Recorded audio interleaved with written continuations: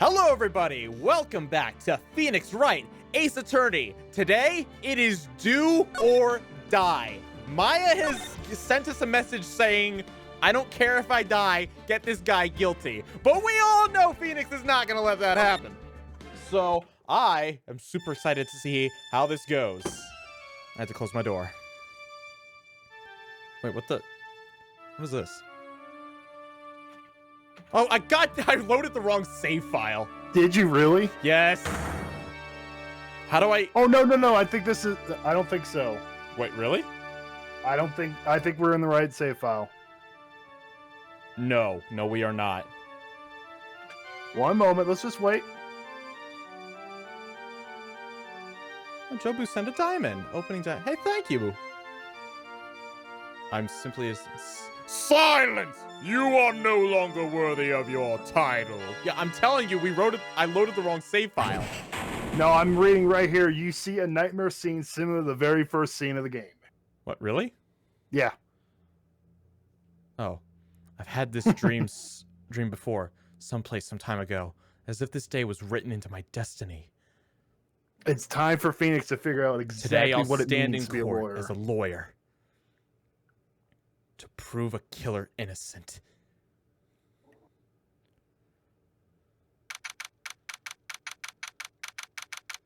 This is why in real life, most defense attorneys just don't care. They do not want to know the innocence or not of their clients. Fair enough. Hello, this is Phoenix Wright. You don't look so well, dude. You're gonna prove... He seems to be the type that will call you in the same room. Oh my god. You're going to prove me not guilty today, right?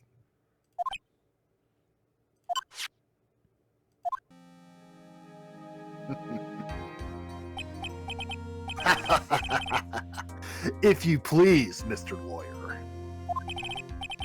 Remember, it's not just me. Your precious friend's life is riding on today's verdict, too. Now listen up. You better get on guard a guilty sentence, okay? If you get that creepy slime bag and not guilty, I'll never forgive you, ever. Maya. Who? Phoenix! Phoenix! Who's it? Oh, Mia. Oh, Mia! Okay, this might be the trump card we needed. Right? Mia! Maya! How's Maya? I don't know. You don't know? She hasn't tried to channel me since yesterday. Mia, what am I supposed to do?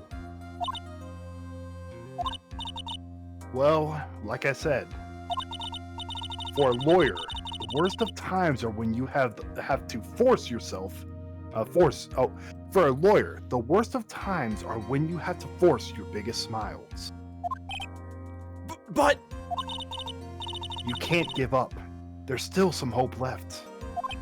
Stop it, please! There's nothing left. Not here, not anywhere.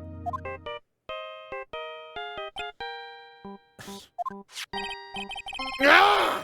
It's that accursed on guard again! Will you leave me alone? Look, don't call me anymore. I mean it.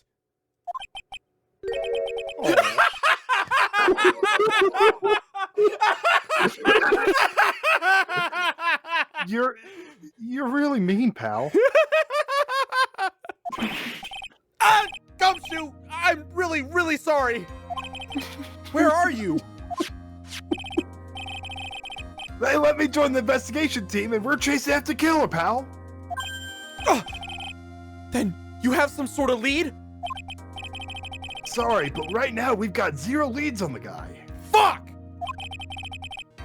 But we're not going to give up. My man! Gumshoe. Until the trial's over, until the verdict is handed down, we're going to do everything we can and find the killer. We can get Maya out. Then you can get on guard the guilty verdict he deserves, pal. That's true. I could do that if they found Maya first.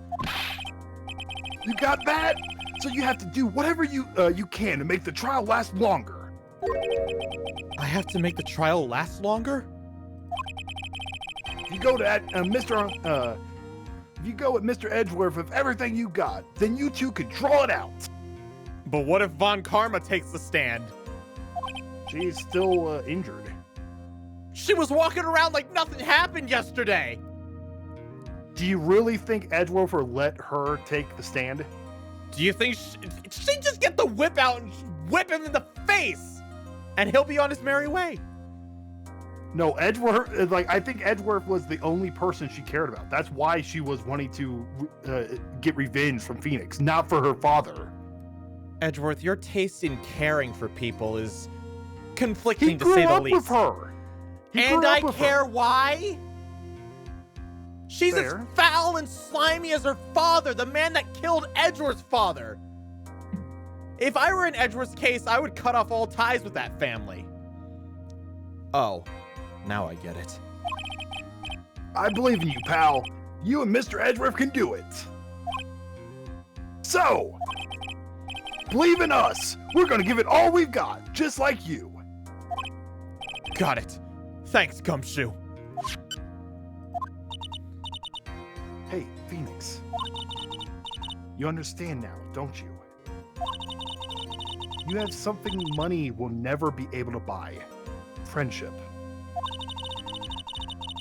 It's the strongest weapon in the world, and you have it in abundance. Yeah. Looks like we're coming to the end. I have to make the trial last as long as I can. Gumshoe will come through. I know it. We have Maya's life on Gumshoe's hands. Zeke, can you prepare a tombstone for Maya? Actually, you know that one you provided me? You gave me? Well, we'll just scratch out Zeke and put Maya instead. I think it's a little more complicated for that. Nah. I mean, we could probably drop it in some cement and then write just chisel a new name in there. Well, probably. Maya Fey, world's most precious cinnamon bun. That's a good epitaph, don't you think? I think so, yeah. Died a virgin, so she's definitely in heaven. Okay, maybe not that. I think we're running out of space at that point. Court is now in session for the trial of Matt Ungard. The defense is ready, Your Honor. The prosecution has been ready for a while, Your Honor. Now, as I recall, we concluded yesterday's session with a big mystery on our hands. The mystery being what exactly was Miss Adrian Andrews' role in this murder. That is to say, is she really connected to the crime itself? Mr. Edgeworth, if you would please inform the court of today's proceedings. Adrian Andrews. She forged evidence that threw suspicion onto Mr. Ungard, and then proceeded to escape the crime scene by wearing a nickel samurai costume. The guilt of those actions are those from which she cannot escape. Then you're saying that she is guilty after all? I'm not finished, Your Honor. Miss Andrews has nothing to do with committing the actual murder. I would like to direct the court's attention to this card. Oh. What is that? It looks like a shell. This is the calling card of a certain assassin. Okay, so Edgeworth is actually going to try and take this direction. He's going to say there was an assassin. Oh, but if he says, we do not know who hired the assassin. No, but that's not. Edgeworth definitely would not do that. I think he has too much faith in Gumshoe. Assassin, you say? Yes, Juan Corda was killed by a professional assassin. And the person who hired the assassin, his client so to speak, is Matt on guard. I know Edgeworth pretty well. What a surprising turn of events!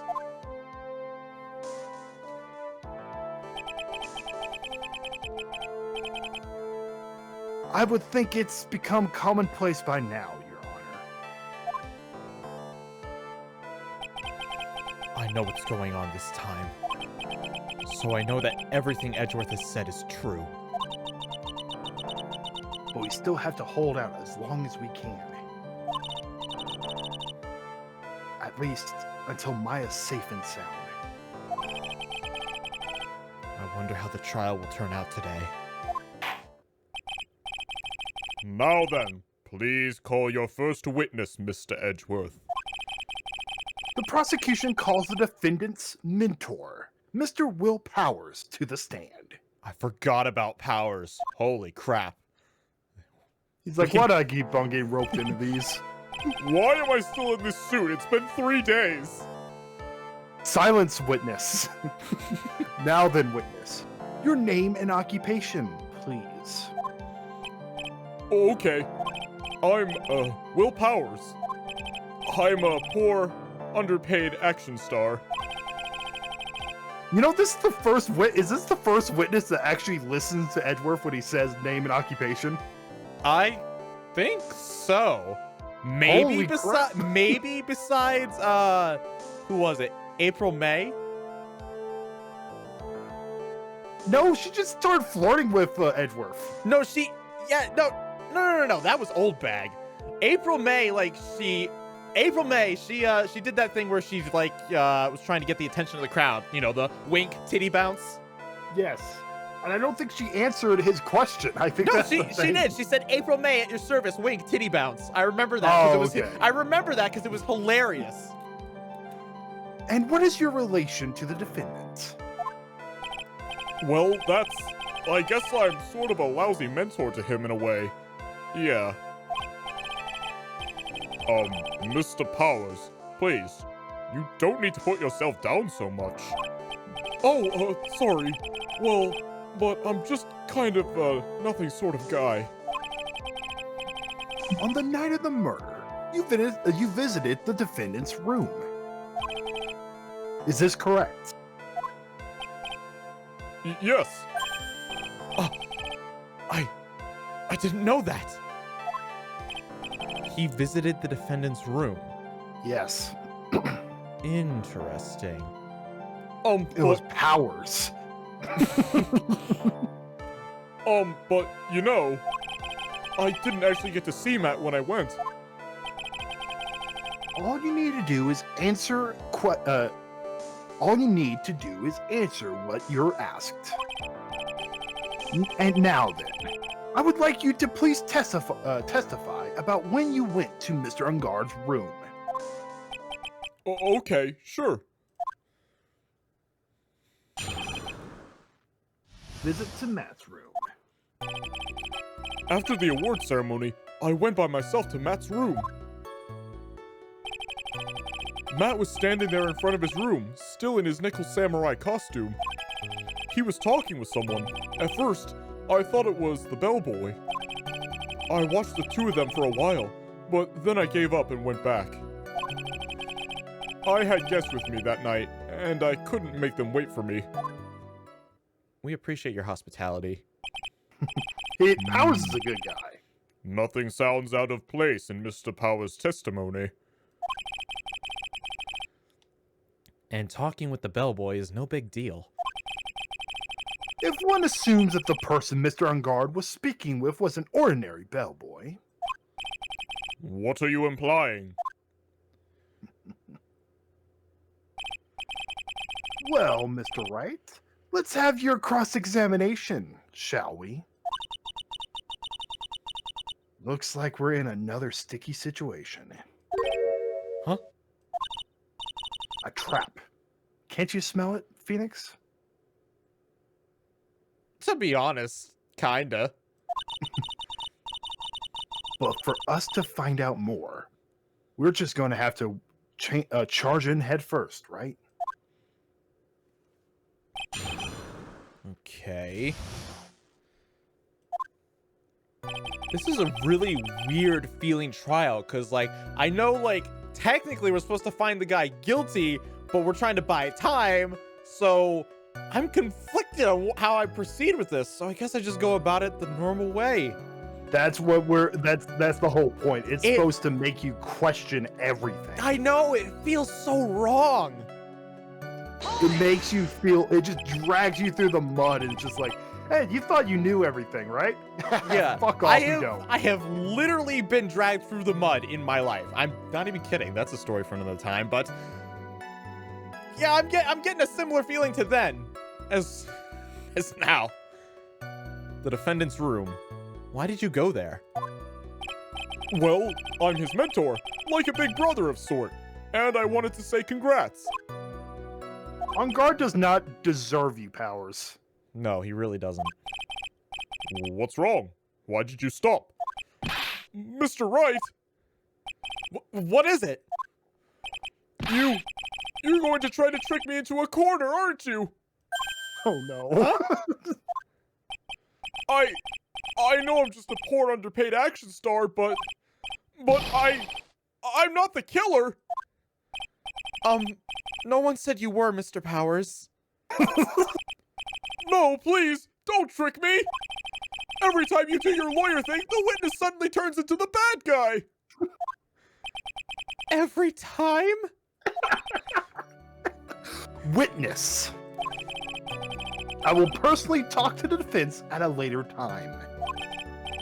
So for now, please kindly cooperate and continue with your testimony. Sorry. So you went to the defendant's room, and then? Hey, wait a minute! When and how did I suddenly turn into the bad guy here?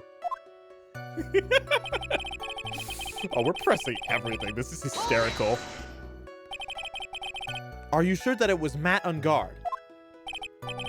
Yeah, I'm sure. Oh, sorry. When did you become his voice actor? I have no clue. Yeah, I'm sure. He wasn't wearing the Nickel Samurai mask then. If that's the case, then he really can't be mistaken.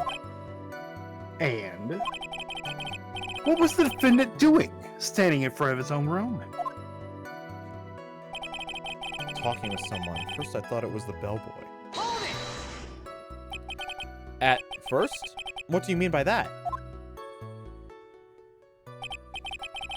Well, he was in a bellboyish uniform, and he had a bottle of juice on the tray. That glass is familiar.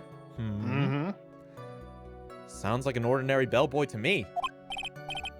Yeah, but I didn't think he was a normal bellboy. And why's that? Why did I think that, Mr. Wright? How am I supposed to know? Sorry, but I can't remember right now.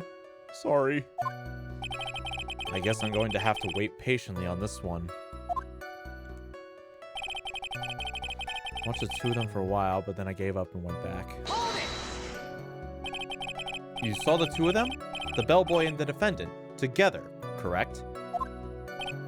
Yeah, the bellboy just wanted to say congrats.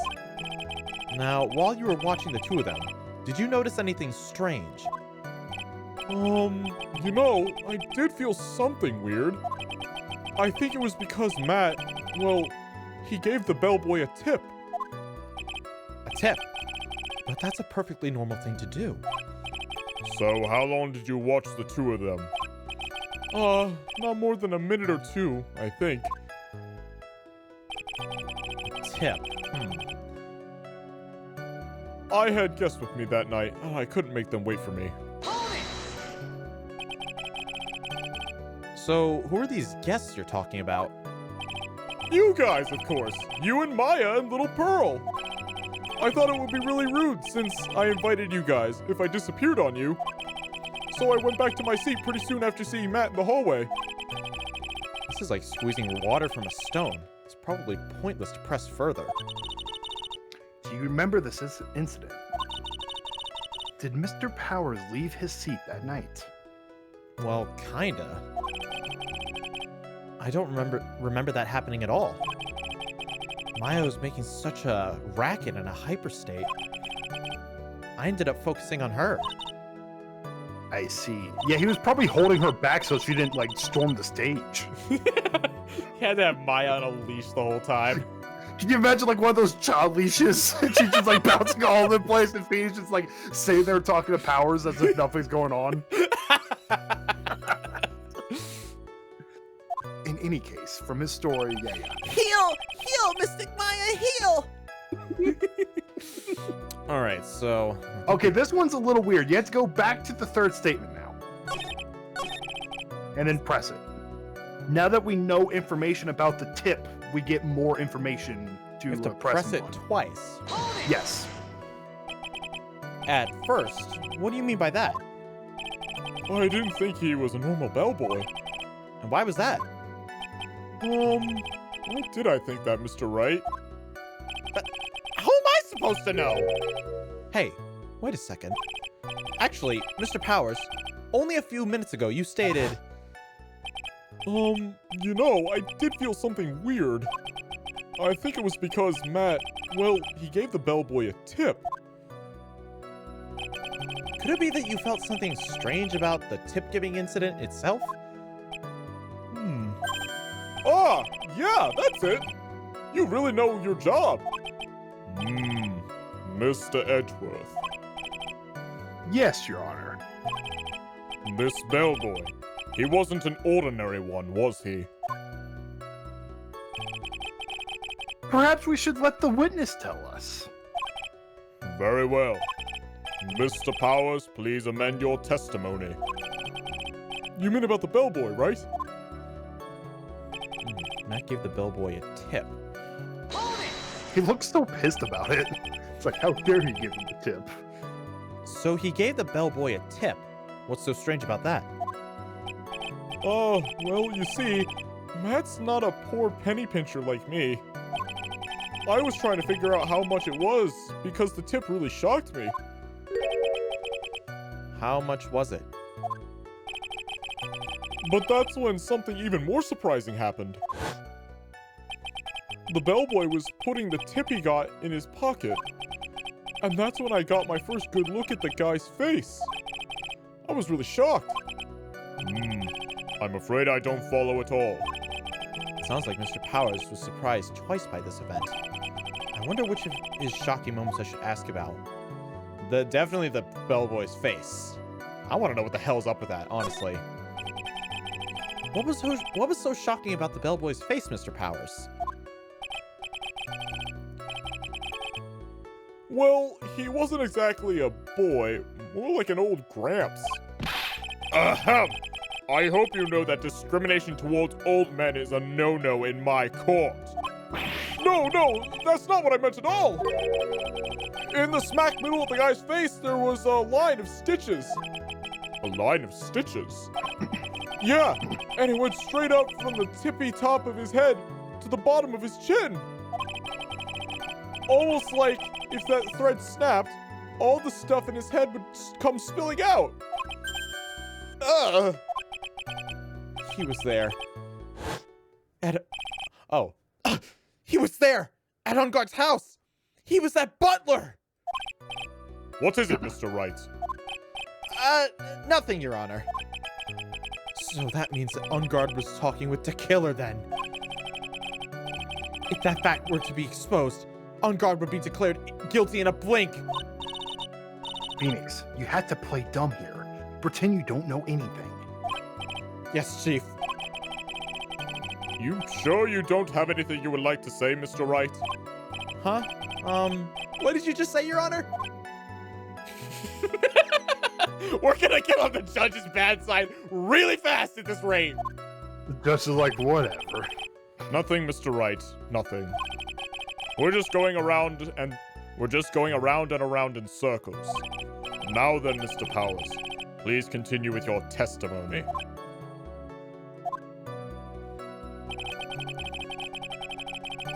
Okay, go back to the tip. Let's press him. Again? Yes. This is a weird We had to one. ask about the tip. Okay. So he gave the bellboy a tip. What's so strange about that? Oh, well, you see, I can just skip through all this. We've already read it. Yep.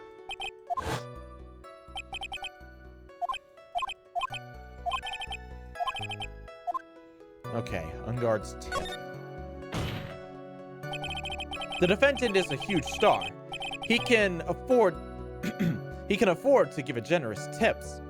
He can afford to give generous tips. Wouldn't you agree? Sure. But giving him that much was maybe a little too much, I think. A little too much. Please clarify for the court.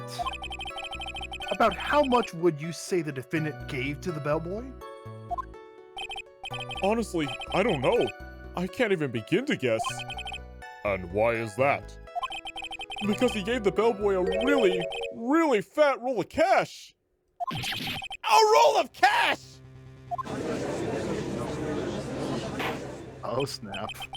Ah, well, how interesting. That certainly was a very generous tip, wasn't it? A very fat roll of cash. That can hardly be called a tip, Your Honor. The judge is beginning to look awfully suspicious of us. Raise an objection. We've got no choice. The defendant is a superstar. That kind of tip is typically fair for people like him. Are you saying that all superstars are super spenders? I mean, do you look at the houses these people live in?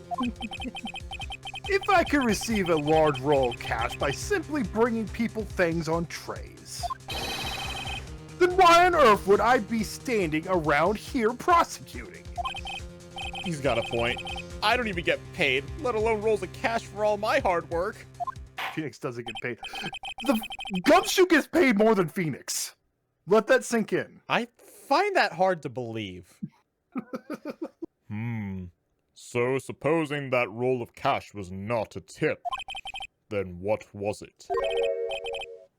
Payment, Your Honor. Payment?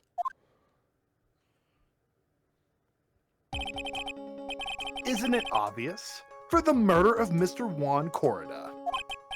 Then the bellboy, the witness saw. Yes, he was the assassin. Hold your horses now. Mr. Edgeworth, you don't have any proof of this, do you? Have I ever been unprepared to support my claims, Your Honor? I have here the card Shelly the Killer left at the scene of the crime. Shelly, the killer. He is the person the police. He's the person the police's special investigation team has been chasing for ages.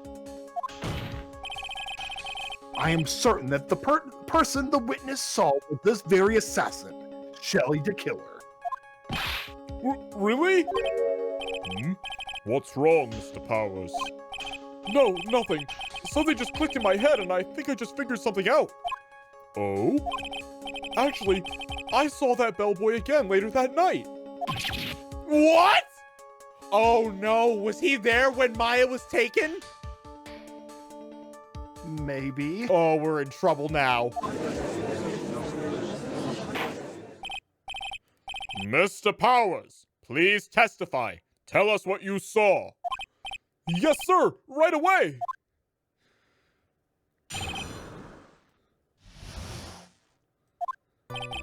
This time, I was in that hallway because I had to go to the bathroom. And that's when the bellboy I saw earlier came out of that room.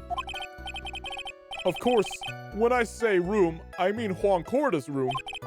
Now that I think about it, the bellboy did seem kinda out of place. Yeah, so he had to be the assassin. I'm sure of it. I mean, thank you very much. That is all we need for now. huh? But I'm not done. There's still more. Let us first establish that the bellboy was truly Mr. the Killer. Then we shall see. So the bellboy came out of the victim's room. And if that bellboy really was the assassin, Then, I think the answer is fairly obvious. That would be correct, Your Honor. Well, Mr. Wright, I believe it's your turn to entertain and make us laugh.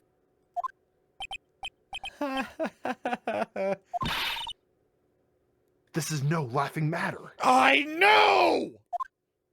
I'm stalling, damn it! I'm stalling, damn it, woman!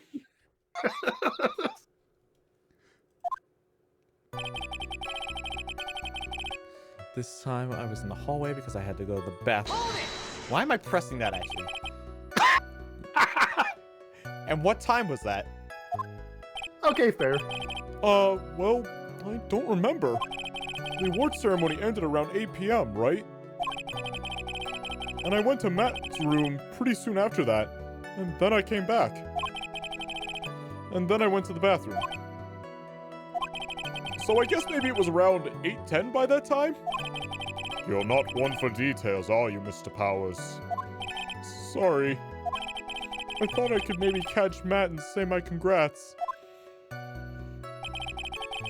when the bellboy I saw earlier came out of that room. Are you sure it was the same bellboy? Yeah, And how could you tell? All the bellboys wear the same uniform after all.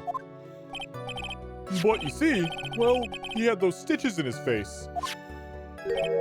Ah. So I'm sure it was the same guy that was talking with Matt. So which room did the bellboy come out of? When I say room, he mean Juan Carda. Uh-oh. The victim's room, huh? Yeah, the one with all the really pretty flowers and teddy bears. It was Juan's room, all right. Words cannot describe how screwed I am. I'm gonna do that with a more, I'm gonna take that again with a more desperate tone. Words cannot describe how screwed I am. Let's continue with the testimony, shall we? The bellboy did seem kind of out of place. So what exactly was so out of place about him? Right. Why the insipid grin? I think it's insipid. Why the insipid grin? Maybe because I have no idea what damning thing he's going to maybe because I have no idea what damaging thing he's going to say next. Well, the bellboy was empty-handed. Empty-handed? The bellboy was one of those room service people, right? But he wasn't pushing a cart, and he wasn't holding a tray either. You'd call that a little strange too, wouldn't you? I agree that it is a bit strange, Mr. Powers. But is it really that unusual for a bellboy to be empty-handed?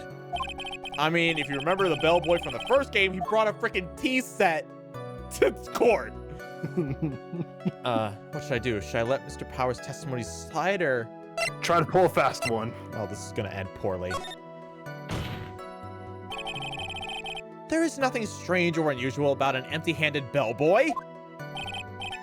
But there really, really is. There really, really isn't. If you two are done being school children, bellboys are for room service. There's no reason for them to be empty-handed, ever. Your Honor, I ask that the witness's previous statement be supplanted with this new one. Edgeworth, are you going to do whatever you can to make the bellboy look suspicious? I see. Very well. This court recognizes and grants the prosecution's request. Mr. Powers, if you could amend your testimony, please. Yes, sir. I thought it was kind of strange for a bellboy to come out of a guest room empty-handed. So you're saying that it's suspicious for him to be empty-handed? Yeah, really suspicious. I mean, when I first saw that bellboy, he was holding a tray in his hand. And there was that tray. Has a bottle of juice and a wine glass on it. I don't. That's all we need. Take a look at the court records. The crime photo. Crime photo. Oh, the crime photo?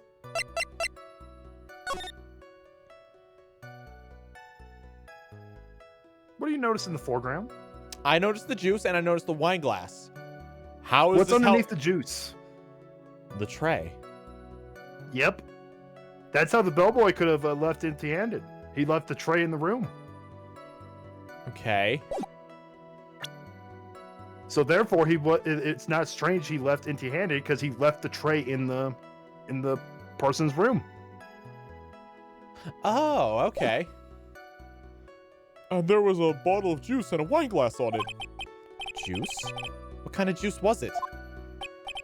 See, this case is just making me like reverse psychology. Everything I've learned about this entire series so far.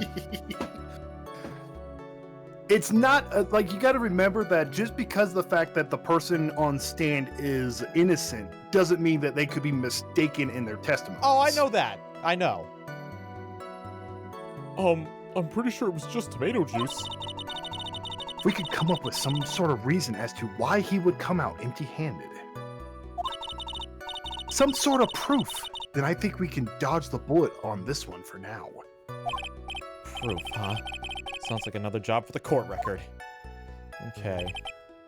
For a billboard to come out. Okay. Where are you, crime photo? Aha. Right there. Mr. Powers. Yes? You're easily influenced by other people's words, aren't you?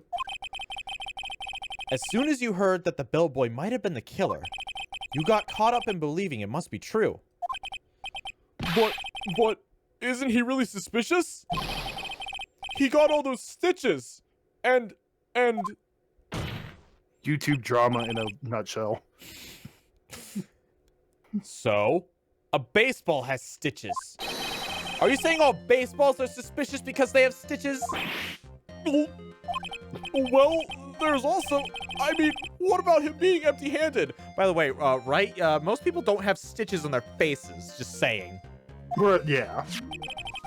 I would like to ask the court to please take a look here. Oh, we got a lemon from Demo Webster. Thank you. This is the crime scene. There is a wine glass sitting next to Mr. Corda's body. The liquid inside the glass is tomato juice. And now, if you would look at what is on top of the table in the lower right corner here. Anyone can clearly see that is a tray with a bottle of tomato juice on it. The bellboy had just brought this to Mr. Corda's room. He left the tray in the room, which is why he left empty-handed. Oh, but that would mean that the bellboy had seen and left a dead body in the room. He just I'm not paying enough for this shit. Mr. Juan Corda, your tomato juice. Oh God, he's dead. Nope. That is someone else's problem. Nope. Ah, but can you prove that Mr. Corda was already dead at that time? Mr. Edgeworth. Yes. I blame you for leading me down this route.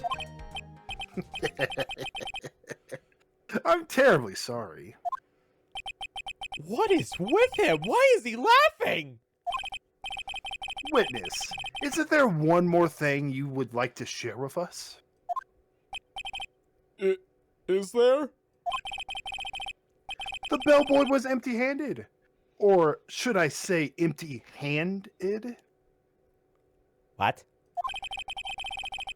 I recall you had something interesting to say about his hands. Oh yeah, I almost forgot. Huh? What? That bellboy, he was wearing gloves. Gloves? Yeah, pitch black, leather ones. All the other bellboys don't wear gloves like that, right?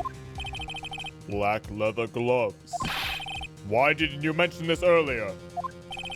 Sorry, it slipped my mind. Ah! Boy, does this really make the bellboy look suspicious? Alright, gotta focus. I can't get lax here. So what if he had gloves? A lot of bellboys wear gloves. Come on, Mr. Wright. The bellboy was wearing black leather ones. So, a football is made of leather. All right, Phoenix, you're really grasping here. Are you saying all footballs are suspicious because they're made of leather? Mr. Wright, this is ridiculous. But that man, he received a large roll of cash from the defendant. And then he was seen leaving the crime scene wearing black leather gloves. I don't think that even someone like myself can believe he was just another bellboy. It seems we have finally come to an understanding. Now then, witness, please continue with the rest of your testimony.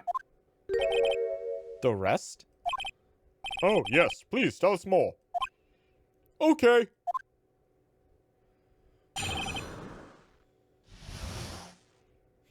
Their second meeting. After leaving Juan's room, the bellboy went and knocked on Matt's door, just like that. He gave something to the person inside the room. Then the old guy just left, without even going into the room. After that, I went to the bathroom, and then back to my seat. So the bellboy, after leaving the crime scene, he went to the defendant's room. Yeah, I kinda saw all that by accident. Some accident? I say you saw too much! And all of it was suspicious to high heaven! I think it's safe to say that we can no longer consider this bellboy to be normal. Now then, let's get started, shall we?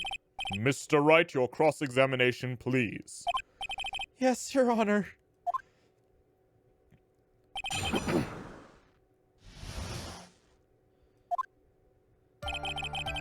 After leaving Juan's room, the bellboy went and knocked on Matt's door. Just like that. Is that what you saw while you were busy spying? Excuse me? I may be a poor underpaid action star, but even I wouldn't stoop to spying. Well, I think the point is where you did what, I think the point is where did you watch all this from, Mr. Powers? Oh, from the door of the bathroom, with my left eye, in a sort of sneaky, spy-like. I knew he was spying! Please, does it really matter if he is doing it over or underhandedly? Is this a bad time to mention that I have a pen with a spy camera on it? Yes. What did the bellboy do next? That's all I care to know. He gave something to the person inside the room. Oh, no, whoop. I pressed that. I said, hold it! Okay. That's better. Ahem! What kind of statement is that? Please elaborate and give us a few more details. Oh, okay. I should probably ask him only one question at a time. Let's see. Don't ask anything. What? No. Person inside. So who took this something the bellboy handed off? Actually, I don't know. What do you mean? I'm sorry, but I only saw the person's arm. Only an arm. Then you're saying you didn't see the person's face? Yeah. Well, it was Mr. Unguard's room, correct? So it could have only been Mr. Unguard himself, I'd say. And then, what did the bellboy do after that? Oh, so after he gave the person inside the room the thing... Okay, let's go back and see what I can find about the other statement.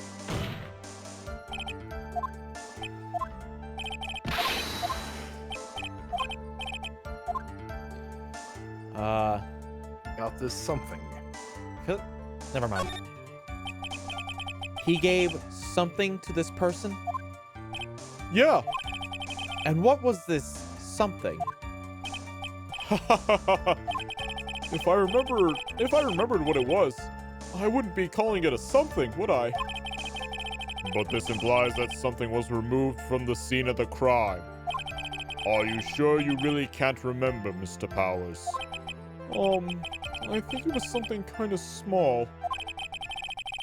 I would like to summarize the testimony up to this point, if you don't mind. When the bellboy left the crime scene, he immediately went to the defendant's room. There, he handed a small item of some sort to the person inside. As for the person who received the item, all you could see was the person's arm. Yes, it was just like that. Mr. Edgeworth, is all this really that important? Of course, Your Honor. I think this is of utmost importance. This is when whatever was removed from the crime scene was handed over to the client. Mr. Powers, please try to remember what it is the bellboy handed off. Well, let's see. I think it was... No. If you remember, please add it to your testimony. Yes, sir. We have something. Some sort of wooden statue? Let's take a look at what we have. Oh! That thing! Mm-hmm. I'm gonna press just to be safe. Just see if he can give us any other hint. A statue? Yeah, it kind of looked like one, I guess. If I saw the actual thing, I'd probably remember, you know? Looks like for this trial to proceed, I'm going to have to come up with whatever this statue thing is and show it to him. You're going to have to trust your instinct on this one and take a chance, Phoenix. Well, Mr. Powers, let's continue with your testimony. What did the bellboy do after that? Okay. Here we go.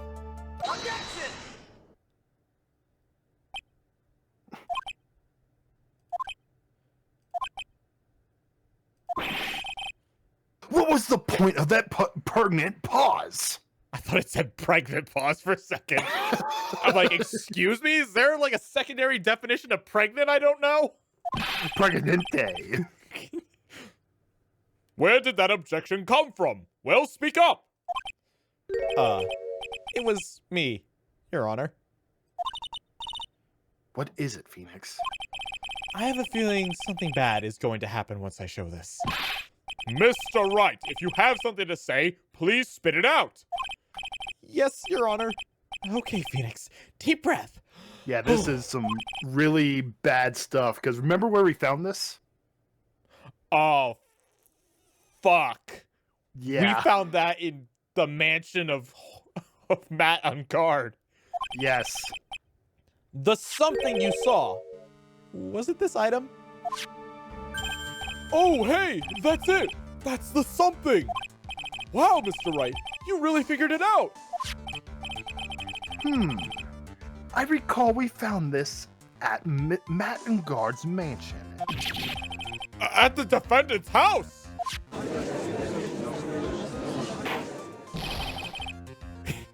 Phoenix is just like, all right, I just went from digging my grave with a shovel to digging my grave with a goddamn excavator. What does this mean? It's simple, Your Honor. Shelley the Killer assassinated Juan Corda in his room. And then he stole this wooden bear from the scene of the crime. Then, the bear being found at Mr. Ungard's mansion would mean... It goes without saying, Your Honor. Mr. Matt Ungard is the killer's client. Order, order, order! I said order! Mr. Wright, this is a most unfortunate turn of events for you. Yeah. Sorry, Mia. No, it's all right. Your judgment was sound. Actually, I figured the bear would come up. If not now, then it would have later on. Probably would have been better if it was later on. Even if you haven't shown it to the court, I'm sure your friend Edgeworth would have. Good point. Ah, I almost forgot that he knew about it too. I think it is clear that there is no need for us to continue this trial. I can't let this happen. I have to do something. There has to be something we overlooked. Your Honor, a minute, please. Yes, Mr. Wright. There are still a few points left that we have not fully explored. What are you trying to pull? Oh? Well, we can't have that. All right, Mr. Wright. What questionable point would you like to explore further? Oh,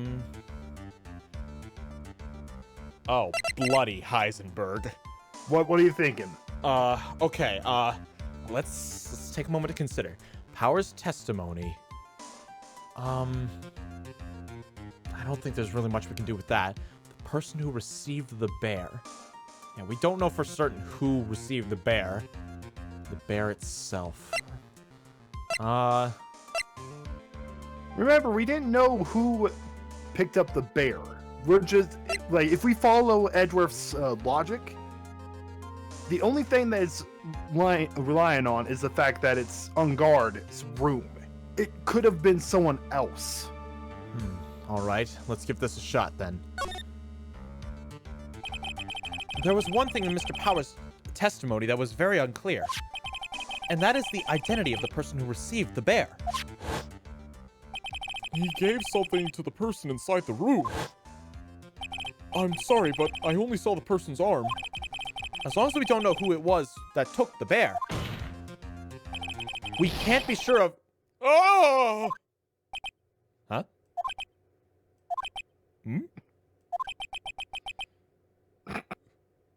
Sorry, Cramp. What is it, Mr. Powers? If you're going to scream like that, then at least give us a good reason why. Oh, yeah, sorry. Actually, so, I remembered. I remembered who took the bear. You shut up. What? Really? I mean, I only saw his arm. But, the arm. It was the Nickel Samurai's arm. I swear.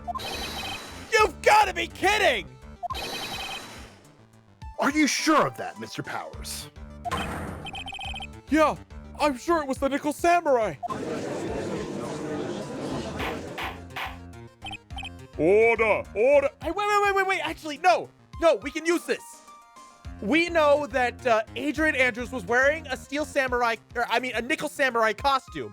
This still That's raises true. the question. It looks like you've dug your own grave yet again. How many times is that today? I've lost count. So the person who took in this little bear was the Nickel Samurai. Who was it we said that got the gravestone? It was, Maya. Maya. All right, Maya, I'm just gonna take... If you're not gonna want the gravestone, I'll take it. Here lies Phoenix Wright. Dug this grave himself.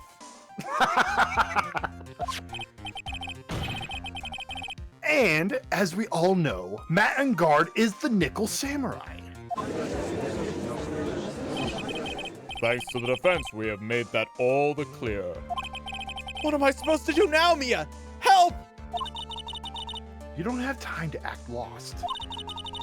You've got to find another angle to attack this from. Hurry! I know. Now, I will bring this cross-examination to... Your Honor. Again, Mr. Wright? We've already removed any and all questionable areas of this testimony. It's about time you were removed from this court, Mr. Wright. I have to find something. Even one more little point will do. There are still a few questions left unanswered. What are you trying to pull? Oh, well, we can't have that. All right, Mr. Wright. What questionable point would you like to explore further? What? How did we go all the way back around? It's the same thing as before. So I have to do this again? Yes. There was one thing in Mr. Powers' testimony that was very unclear, and that is the identity of the person who received the bear. Okay, well, we got all this. Can't be sure of... Oh, okay, sorry. You had to do the bear itself. Oh.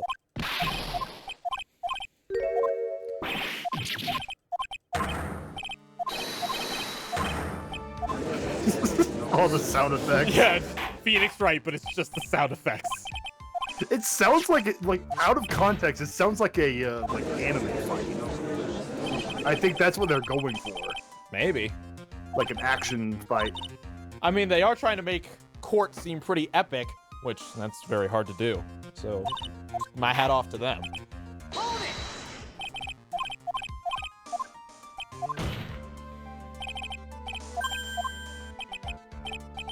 Can't have that. All right. All right. Before we do this, I'm gonna run to the bathroom really fast. Be right back. All right.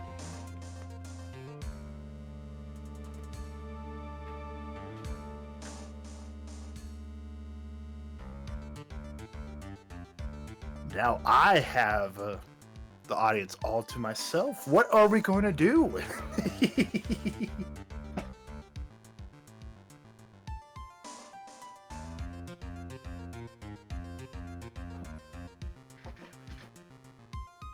How is everyone doing? Nothing. We're not going to do anything. That's okay, fair. Eat food, maybe? I mean, that's always a plan. I like food. Food is fun.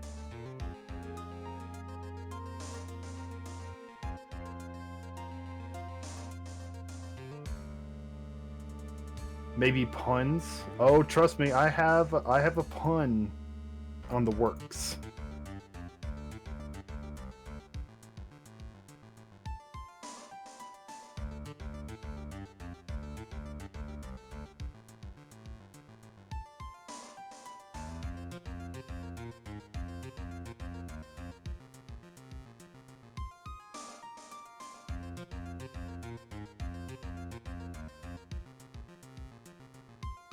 All right, let's see here.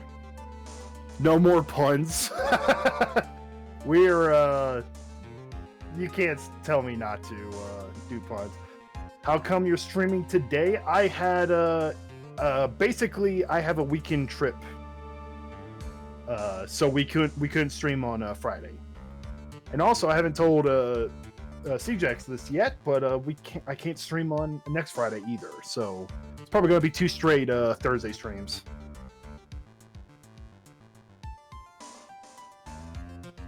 These puns are so bad they make Sans Undertale cringe. Oh lord. Eat water? That's basically ice, like chewing on ice. And I don't like chewing on ice. My teeth are too sensitive for that. All right. Sorry. I don't know why, but I just have a weird thought of what Judge looks like shaved. Don't say that. What the fuck? I'm reading chat. Dolphin says, I don't know why, but I just had a weird thought of what Judge looks like if he shaved. I figured by now you'd learn not to read chat. Anywho, the bear itself. I think it's fairly obvious that the bear itself is very questionable. The bear? Mr. Wright? This was found at Mr. Ungard's mansion. However, Mr. Ungard was arrested at the hotel that night, which means that since the murder which means since the murder occurred, he has not had the chance to go home. Oh! I think Your Honor has already figured out what I'm trying to say. It's not possible that it was Mr. Ungard who took this bear to the mansion. Okay, so yeah, Phoenix was on the same thinking pattern I was. I just need to press the right thing. Why, that's very true. We didn't consider that point, Mr. Wright. There was no way, time-wise, for the defendant to have taken this bear home. Phew. Disaster avert. Mr. Wright, you might want an extension on that excavator renting. You haven't gotten the best of me yet, Mr. Wright. Huh? I remember it clear as day. I remember what you muttered to yourself at Ungard's mansion. We have this area completely surrounded. There's no way for him to escape. I can't believe it. That butler. All this time, he was to kill her. The killer and Ungard were working together, so to speak. And the killer was hiding at the Ungard mansion as its butler. What a bold move! The bear figurine was brought back to the Ungard mansion by the killer himself. When it looked like he was about to be arrested, Ungard had him do so. I assume because it would have been bad had the police found it during their investigation.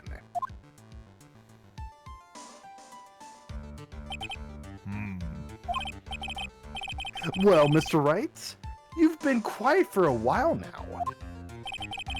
This is too much. Isn't there anything I can attack at all? We're done. We're fucked. We are finished. Zeke, call a construction company. We are gonna need an excavator. Oh, I already called him. Thanks. How many did you get? What size? We got the medium. We were actually, I was thinking a small was gonna work, but they upsold us. Okay. All right. Yeah. Medium. That works. I think we've heard enough. Just to be clear, we're gonna be able to get our deposit back if we somehow swing this around, right? I'll work it out. Work it out, dude. That was a lot of money.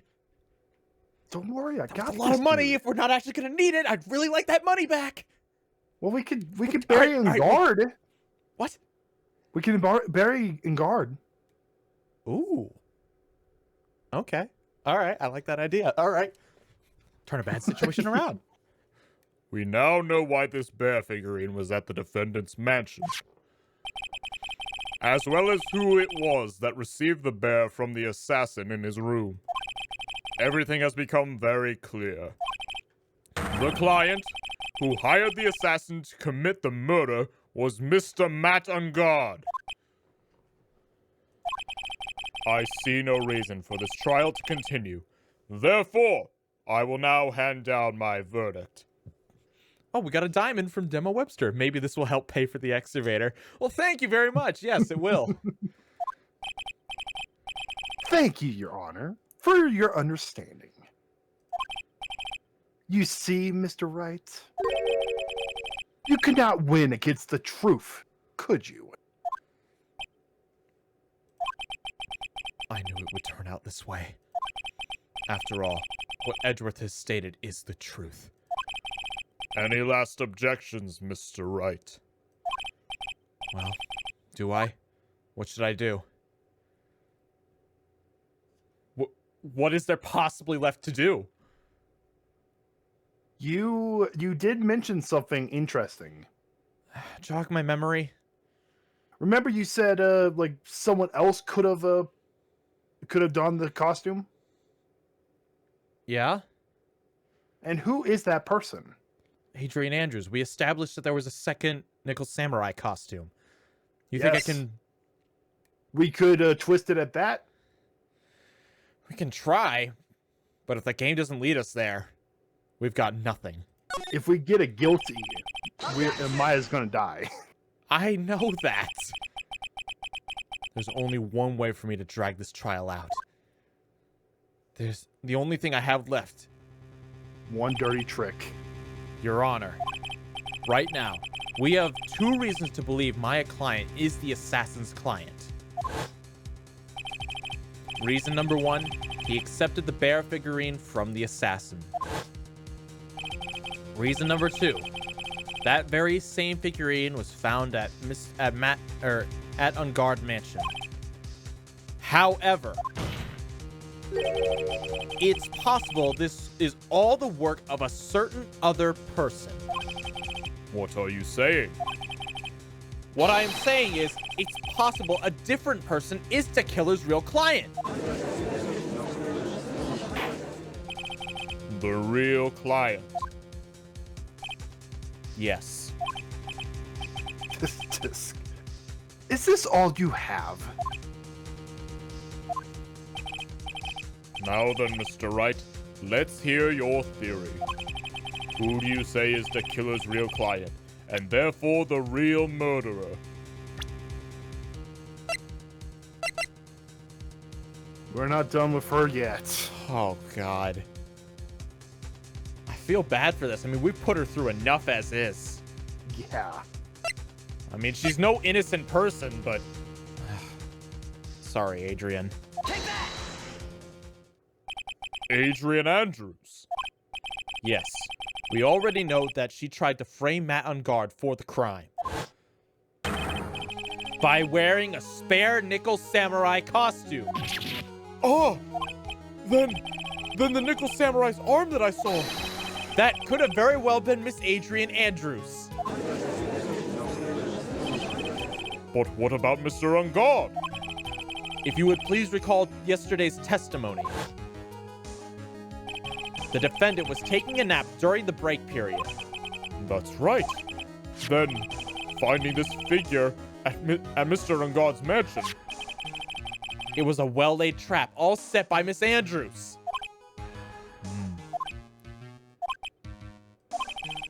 Mr. Edgeworth, what is your opinion on this?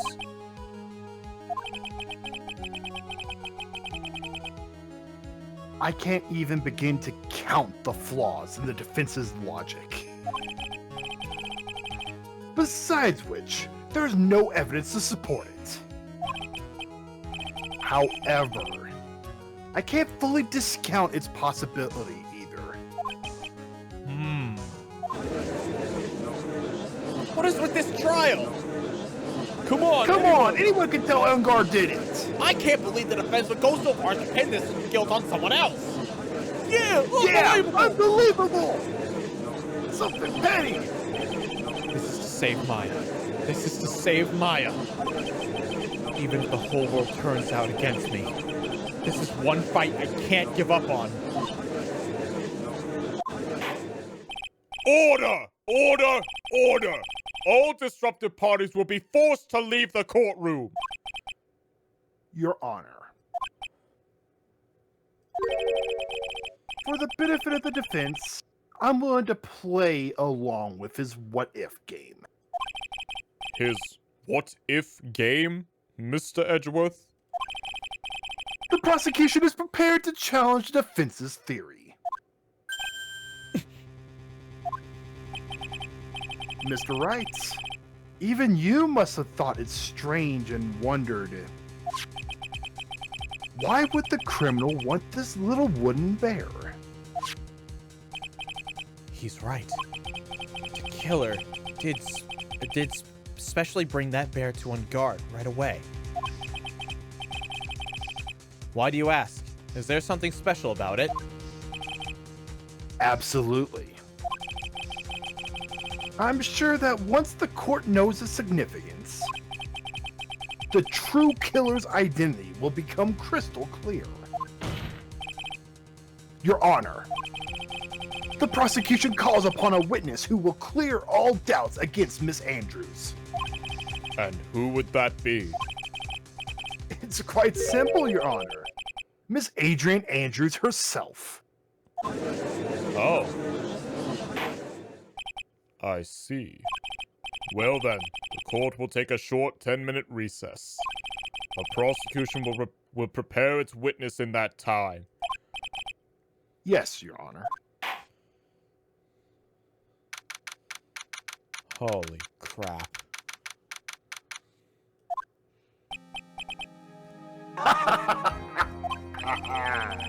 Oh, I knew it was a good idea to hold her hostage. Don't you agree, Mr. Lawyer? But I never thought in your desperation you'd try to pin the guilt onto Adrian.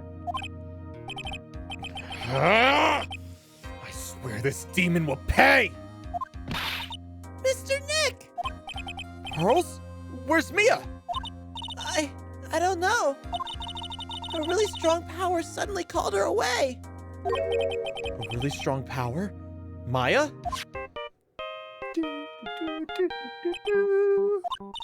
Oh, Mr. Nick, your phone is... It's from Gumshoe! How's it going? Here you've been hanging in there, pal. Yeah, sort of. We just barely found something to latch onto. Phew, that's good, pal. And what about you? Anything yet? Have you figured out where the killer and Maya? Have you figured out where the killer and Maya are? We still don't have any leads, but... What? We don't have any more time! If we just had one, even a single clue would be really helpful. Yeah? I was only able to come this far because I kept thinking to myself, I've got to keep the trial going until Maya's been rescued. But have I just run out of luck this time? Is all our hope for naught? A tent. A tent. Huh? A tent? I could see a circus tent. Mia! It looks like Maya was unconscious until just a few minutes ago. As soon as she woke up, she called for me. So it was Maya that called you away. She's locked in a dusty little room right now. But I could see a circus tent outside the window about 300 feet away. The very big circus? Yeah. Gumshoe! Is there a circus in town right now? There's only one, pal! The very big circus! Maya's somewhere within a 300-foot radius of the main tent. What? Okay, hold on a sec, pal. Hey! Draw a circle on that map! Around a 300-foot radius from the main tent! Hurry! And? I could see a mailbox under the window, just outside. Gumshoe! There's also a mailbox! Okay, what else? What else, Mia? I'm sorry, but it was a very small window. I couldn't see anything else. It felt like I was in an old office building. Maybe the 3rd floor or so? I heard her! The old office building! Good stuff, pal! Oh, okay, just hang in there. Just a little longer, pal. Wish us luck. Good luck! I'll call you later, so don't let your battery die, okay, pal? Mia, Maya's not hurt, right? She's in a pretty bad state, Phoenix. She's being starved. Oh, you're gonna pay, fucking on guard. Gumshoe, please hurry. Looks like we're out of time. Are you all right, Phoenix? It's only a matter of time before Maya's rescued. I can do this. I just have to make the trial last a little longer.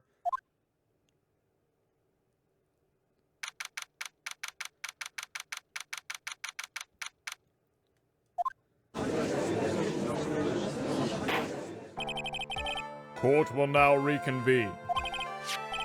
The killer, the man who murdered the victim, handed this to his client. For this, one obvious question arises. Why this particular item?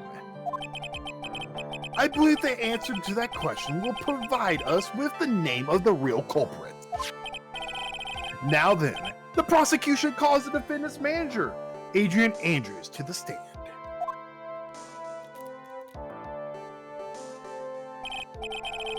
Currently, the witness is accused with tampering and obstruction of justice. However, you have been called to the witness stand today to ascertain who exactly is guilty of murder. I understand. Very good. Now, have you ever seen this bear before, Miss Andrews? Of course I have. You have seen it before. That's right. It's only natural the witness has. Miss Andrews, could you please enlighten the court to this bear's secret? All right. Why? Why does she...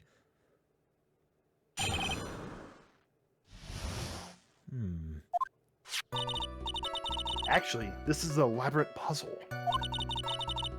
If you know the correct order, it can be taken apart one piece at a time. At its center is a small cavity, with just enough room to store a small item. Because of its complexity, if you don't know the order, you can't open the bear. You really can't tell that it's a small jewelry box just by looking at it. So it's one of those jewelry boxes you have to do a certain thing to get it to open. Yep, I have one of those. that's pretty cool. It's nothing like a bear shape or anything, but it's a box that only I know how to open. There's a certain Japanese woodsmith or woodworker that creates art that's like that. It's super sick. It is cool stuff. So this figurine, it's a container of sorts, is it? Bailiff, hammer time. And Andrew's like, I can't bear to see that thing busted up. Can you fucking not? Yes, looks can be deceiving, wouldn't you agree? Yes, this is superb craftsmanship. Oh, yes, I nearly forgot. You may begin your cross-examination, Mr. Wright. Looks like it looks like there's really was something to that bear after all.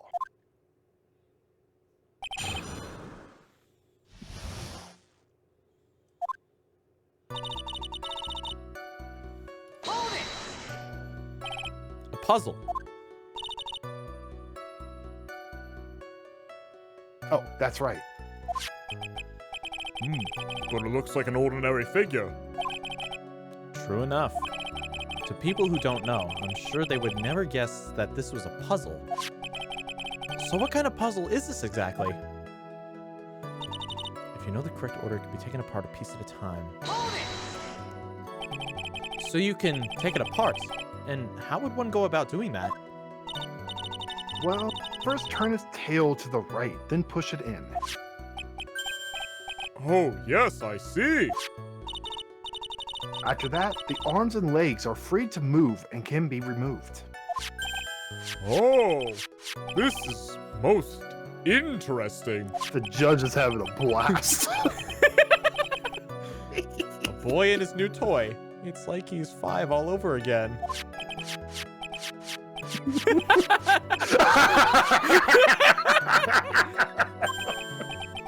Oh, don't mind me. Go ahead and carry on.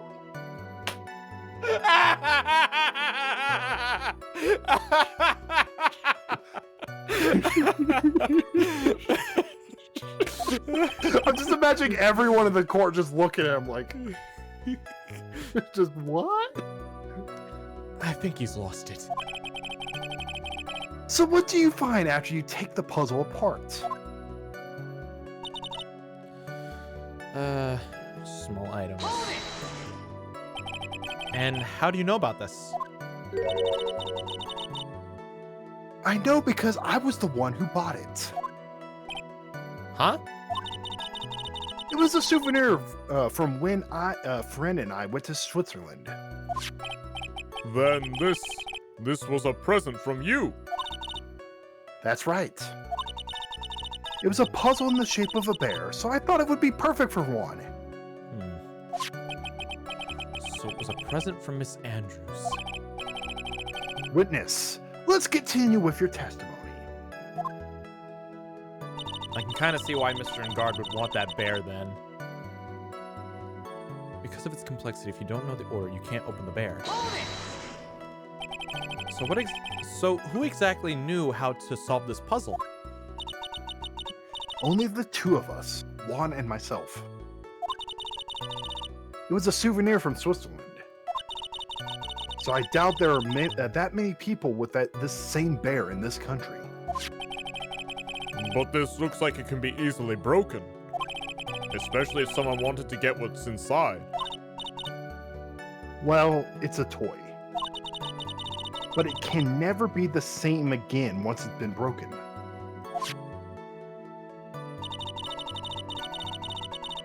You can't really tell that it's a small jewelry box just by looking at it. Who else knows that this bear is actually a small container or jewelry box? I never told anyone. And as long as Juan never told anyone either, then only the two of us knew. The two of you, huh? Then of course that means Mr. Unguard didn't know, right? I think this is all I'm going to get out. I think this is about all I'm going to get for now. A wooden puzzle with a hollow a wooden puzzle with a hollow inside. Only Corida and Andrews know how to open it. Well, Mr. Wright, I think even you have come to realize that there is one important fact we have uncovered, and that is this. This bear is actually a jewelry box.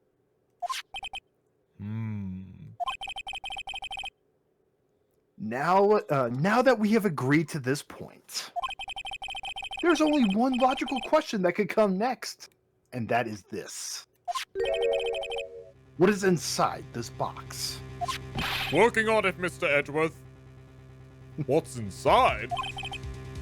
That's right. That's what we're going to find out next. Witness. Yes? You are the only one who could open this. Please.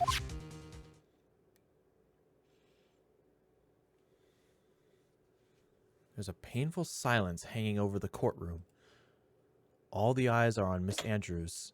Oh. Click. Hang on, I'm gonna look at the stream playback and see if I can read what the rest of that said. Hanging over in the courtroom. Oh, she's just taking the bear apart. Yep. I've opened it. Is this what you wanted? Oh, bloody hell. That's the suicide note, isn't it? I think so. What is this? It looks like a note. I don't think we need to guess at what this is. Do we, Mr. Wright? It's the suicide note. Oh, hell. The suicide note? The suicide note left by Juan Corida's former manager, Celeste Pa. Until now, no one knew of its whereabouts, but just as we suspected, it was hidden. Hidden by the victim, Corida himself. Oh, I wonder. I wonder if Corida offered, like, Adrian, like, hey, you want the suicide note, I know you do, so help me make Matt look like a bastard, and you have the note. Oh, no, wait, no, he was gonna read that whole thing at the ceremony. Never mind. Yeah. It seems Celeste Pa had very beautiful handwriting. And she just as beautifully signed her own name on this document. This is most definitely the note she left right before she committed suicide. Order! Witness! Did you know about this? Yes, I did. I heard all about it from Juan. When I discovered his body, I looked for the bear. I wanted to destroy the note before it became public. But I couldn't find it anywhere. because it has already been taken by the killer. Everything is going at Edgeworth's pace. So now that the suicide note has been found, what's the next logical question? What's written on the note? That's right. At least, that's what I would think. Now then, I believe it's only appropriate the contents of this note be made known. I can't stop you, can I? I went through so much just to get my hands on it. And I was going to burn it for her sake. I'm deeply sorry, but I can't allow you to persuade me to stop. Jesus. Your Honor, if you could please read the contents of the note out loud. Very well. The judge's voice rang loud and clear through the deathly silent courtroom. In her note, Celestine Pax left to us a record of all that happened to her. About being used and then thrown away by Unguard. About being engaged. About being engaged to Corrida. And Unguard's role in destroying that. And about how she decided, in her despair, to end it all. Dang. Jeez. And that's all Miss Impax had to say. There's one thing I would like to say here. The prosecution has no interest in slandering Mr. Ingard. Then what? Our intention, Your Honor, is to establish a motive for murder. Isn't that correct, witness? Yes. On the night of the murder, Juan was going to make the contents of the note public. After the post-ceremony show, he was going to hold a press conference. My word. Matt values, above all else, his refreshing like a spring breeze image. Which is why he had to stop this note from being made public. At any cost. Wow. It's Unguard's fault that woman killed herself! And this time, he went as so far to kill someone to stop him from revealing that. How terrible! What a selfish person! I guess they're all slime-billed loyals out there to defend these creeps too. There's no room for doubt here. Mr. the Killer's client goal was to obtain the suicide note. And the only person who needed that note that badly is the defendant. Let's not forget that the bear with the note inside was found in the defendant's house. It seems we have come to the truth at last. The defendant's motives were entirely selfish. He deserves no sympathy from anyone. How am I supposed to escape from this one? Why the hesitation, Phoenix? Gumshoe hasn't called yet. So you know what you must do. I know. I have to carry on and buy him some more time. Could you imagine, like, we're just, like, constantly saying objection, objection, objection? He's excused himself for... Oh, can you hear me? You cut out, like, halfway through that. Oh my god, the internet. It's been kind of sketchy right now. Okay, can you hear me now? Yeah, I can hear you. You're saying something about objection, objection, objection. We're objecting all over the place. We're like, Unguard is not the killer. He's not the killer. He is not. We get a phone call. We're like, pardon me. Phoenix leaves the court for like a minute, comes back. He did it.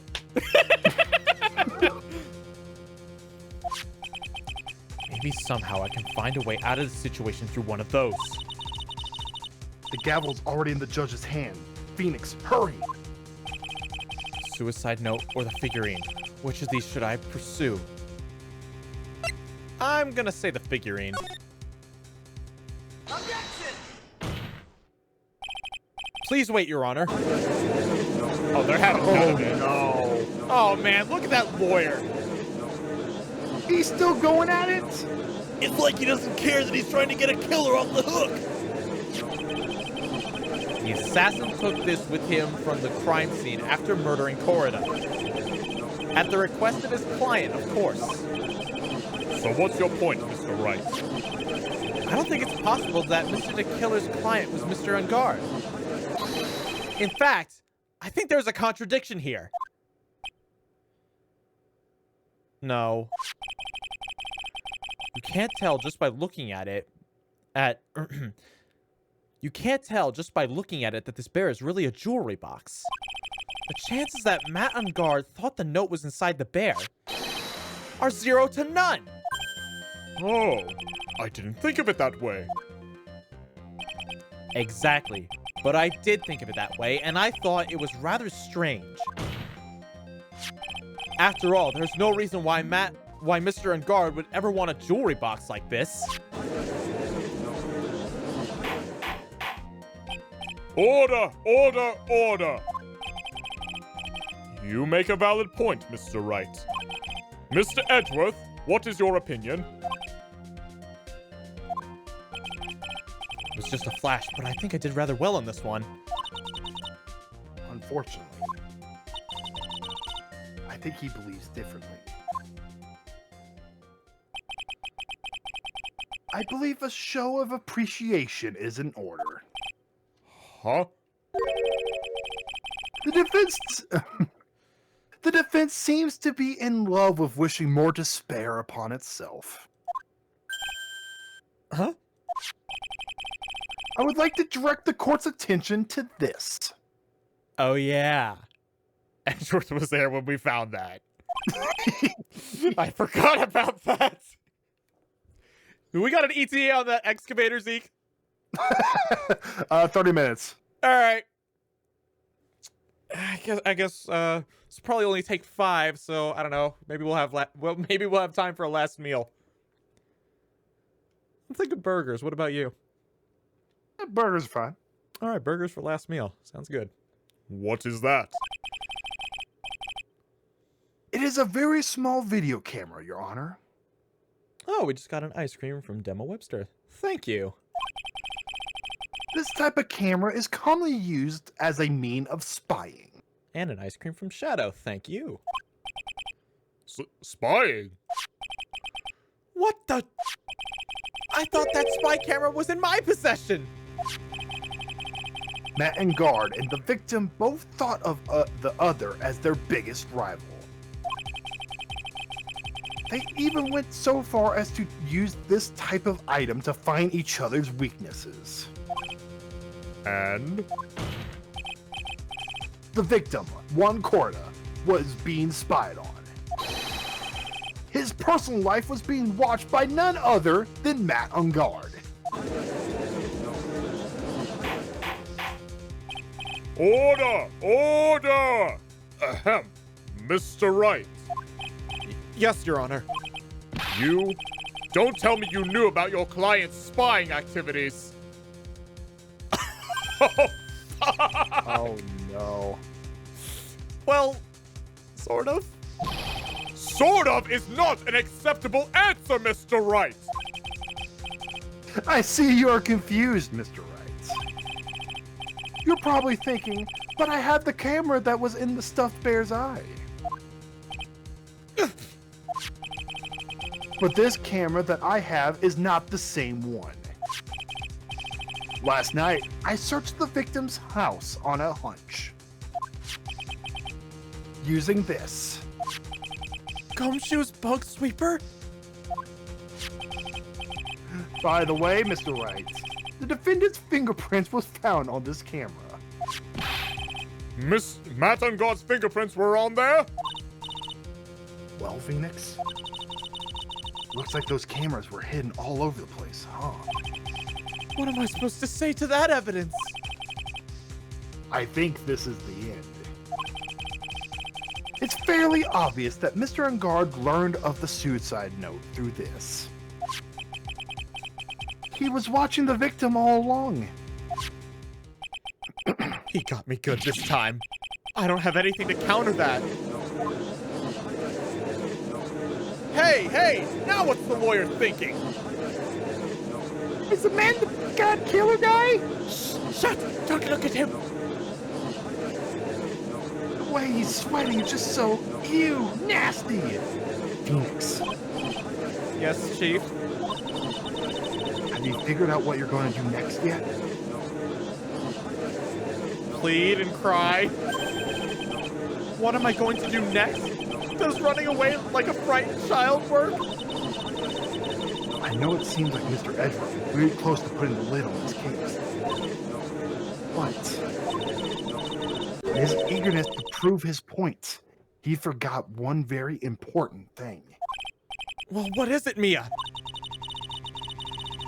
There's a piece of evidence that he really should investigate. Something he should investigate? I would really hate to see the good prosecutor get scolded. Let's see. Okay. Suicide note. Okay, obviously not that. Obviously not that. Obviously not that, since the judge just, like, read it out to all of us. Transmitter, maybe. Not a chance.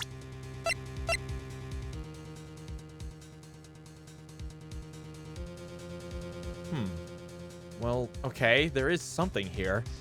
There's one thing that is, she's saying that he didn't investigate it clearly enough, because there's no way he could have. Remember, that note was inside that bear. Okay. And there's only one person alive that knew how to open up that bear.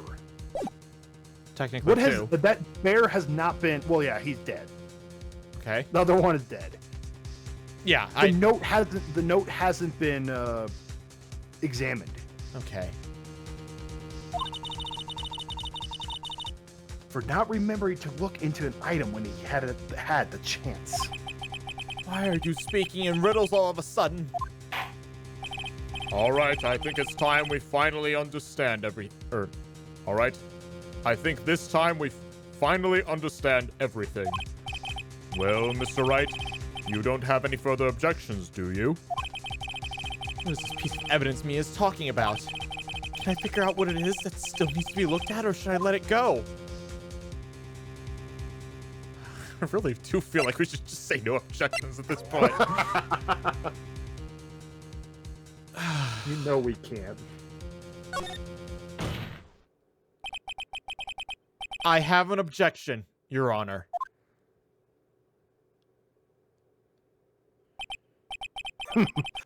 That was about the weakest objection I've ever heard, Mr. Wright. Your Honor, the defense has no intention of letting this go so easily. You are beginning to sound desperate.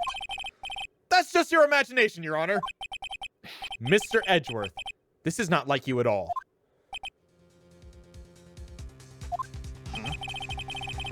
In your eagerness to prove your point, you've forgotten one very important thing. Hey, isn't that what I just said? Well, you didn't announce this at the court. You know what? I'm taking it. So, you're telling me that I forgot something? You're so close, Mr. Edgeworth. But there's something you really should examine about this piece of evidence. Suicide note. Are you sure about this? I'm sure about it.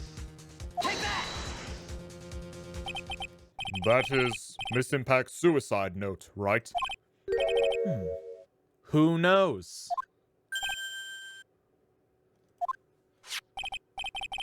I mean, sure, this suicide note was found inside this bear.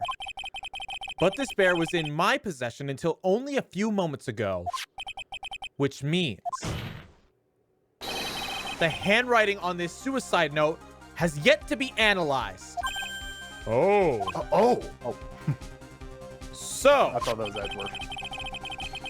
as to whether this pivotal piece of evidence was really written by Miss Impacts or not, That has yet to be even remotely confirmed.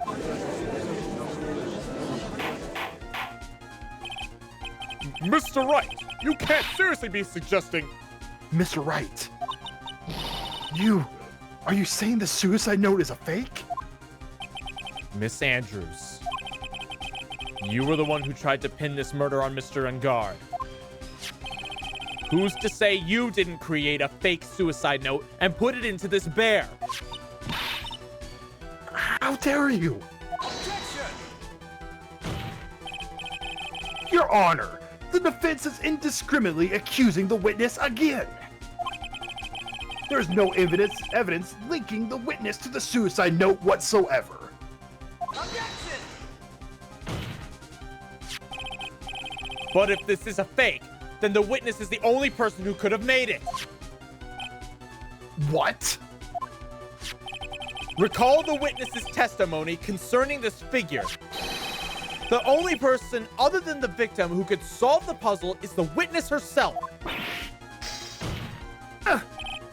Miss Andrews, you wrote this note, didn't you?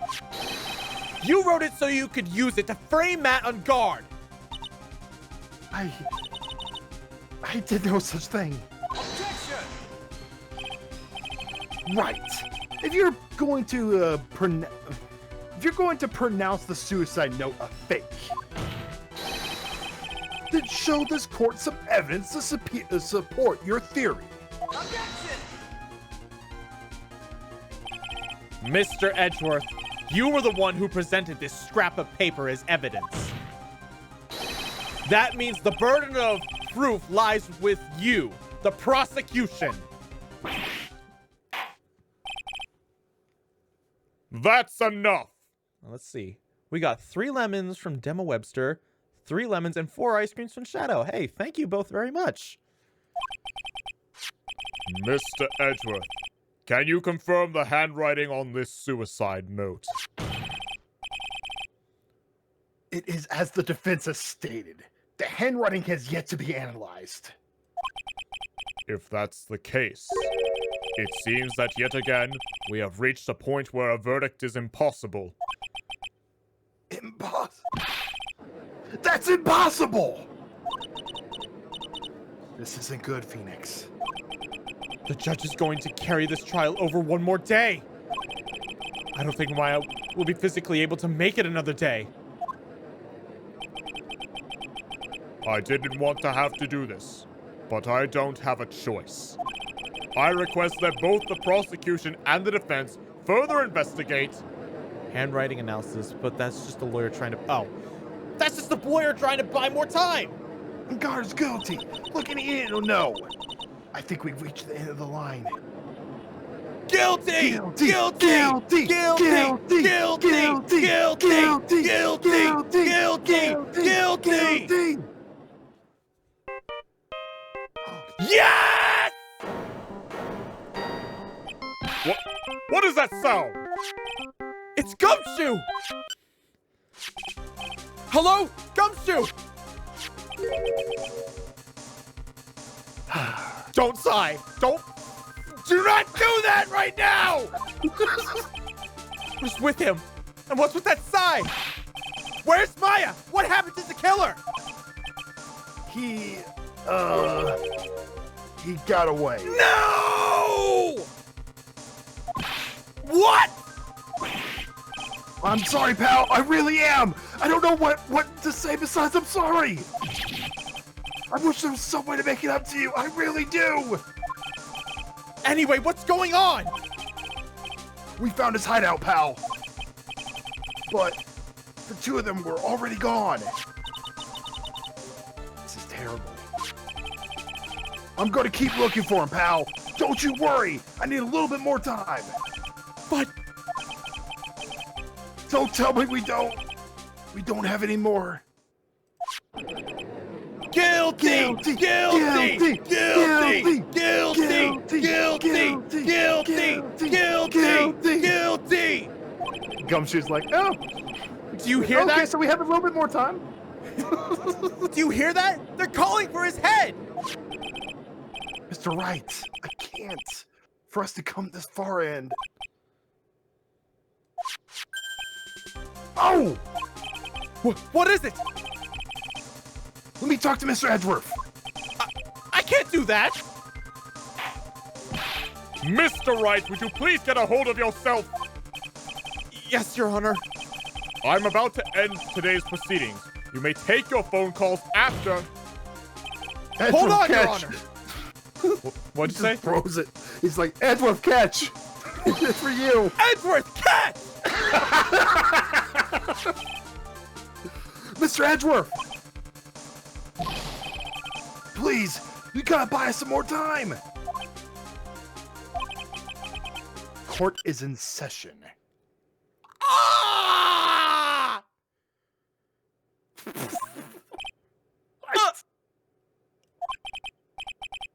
I'm sorry, Your Honor. You were saying? Mr. Wright, this is a court of law. I'm sorry, Your Honor, but I am reluctant to do this. However, it appears that I will have no choice but to suspend proceedings until tomorrow. this time, I really can't do anything. Court is now adjourned for the day.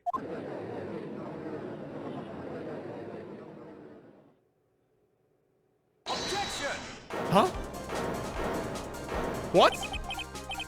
Please wait, Your Honor. Edgeworth? What is it, Mr. Edgeworth? I humbly request another 30 minutes of Your Honor's time. For what purpose? We can perform the necessary test on this piece of evidence in that time. But can you really obtain your results in 30 minutes? I believe we can, Your Honor. But wouldn't it be better if we adjourned for today and then reconvene tomorrow? 30 minutes. Please, Your Honor. That's all I'm asking for. Please, Your Honor. Very well. As the prosecution's request, this court will now take a 30-minute recess. But be advised, I will not allow another recess today. I'm not sure if this is helping or hurting us. This court will now take its final recess of the day.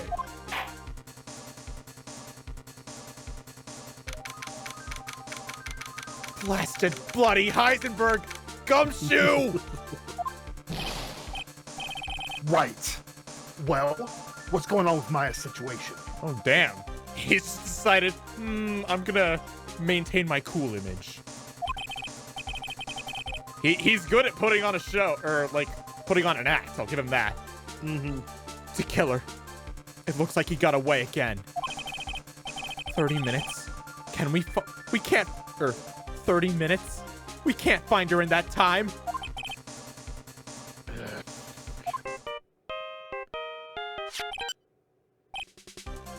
Report! Is that Mr. Edgeworth? We don't have time. Just spit it out. Right. It looks like we just missed him, sir. But the killer left a few things behind by accident in his rush to get away. A few things. Can we use any of them as evidence? Oh, I thought you asked, pal. Huh? I've got the thing he left with me right now. I'm on my way over now. Really? That's odd. Any items like that are usually sent to the crime lab first. We don't have time to wait for those guys, sir. When those guys weren't looking, I swiped the stuff and ran. Damn. What? Well, I'm not a detective anymore, so I had to. I'm really sorry, sir, but I gotta put the law on hold for now. Sounds bad. I hope he doesn't get in too much trouble over this. With my hunk of junk car, I'd say I'll be there in about 20 minutes, sir. Don't worry, I'll be there. Wait for me. All right, just get here in one piece. I'm I'm on a mission and no one can stop me now, sir. No one. Wee-woo, wee-woo. Make that a few people, sir. I'm pulling out all the stops and running every red light. Goddamn, Gumshoe, don't kill someone. Items left by the murderer, huh? Maybe there's something among them that will be decisive enough to end this. Did that motherfucker just crash through the fucking wall? I'm right here, sir. Hey, what's wrong? Detective Gumshoe, answer me. No, he got into a car wreck. Yes. No one can stop me.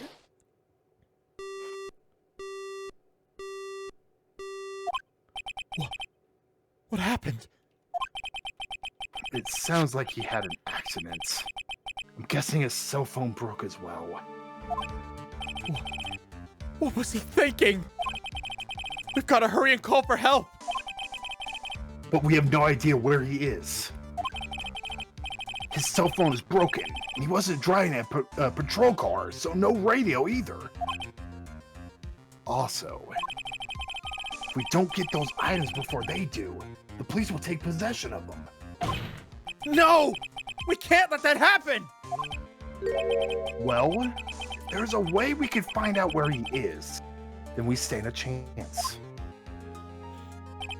Why, oh why did Gumshoe have to get into an accident now? Is there any way to find out where exactly he is at this moment? There's gotta be a way. There is a way. That's right! There is a way! What? How? I'm sure we can find out where Detective Gumshoe is through this! Do you remember? It was the kind of gimmick this entire game. What, the Magatama? No, not the Magatama. What would happen when a certain someone got around Gumshoe? A certain someone got around... Von Karma! Yes. By God! She knows where he is. Why are you bringing up Francisca at a time like... Oh, I see. I'll try to get in contact with her.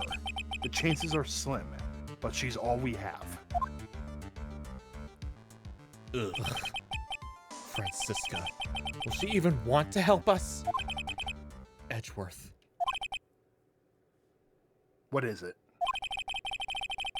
I don't have the right to judge anyone ever again. I know my client is guilty. But what I'm doing now, I'm pinning the guilt onto someone totally innocent and using the evidence to do so.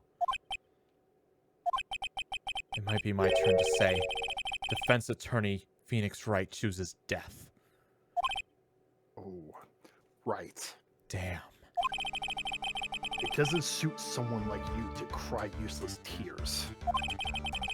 Whether you did your job well or not, that can only be seen after the verdict has been decided. The verdict. Is Prosecutor Edgeworth here? Yes, bailiff? There's a phone call for you, sir. They said it was extremely urgent. They're probably finished with the handwriting analysis. I have to go take this call. In the meantime, think hard about what it is you must do.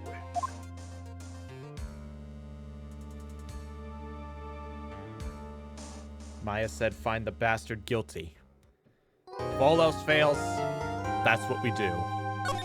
I'll be right back. All right. Ay, ay, ay.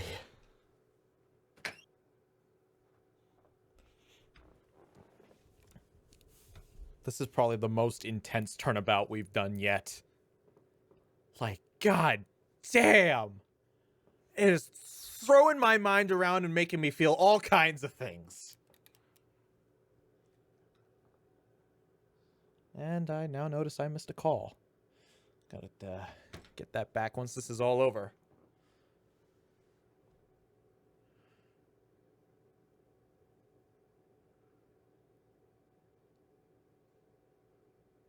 Let's hope she doesn't screw us over. This is Francisca we're talking about.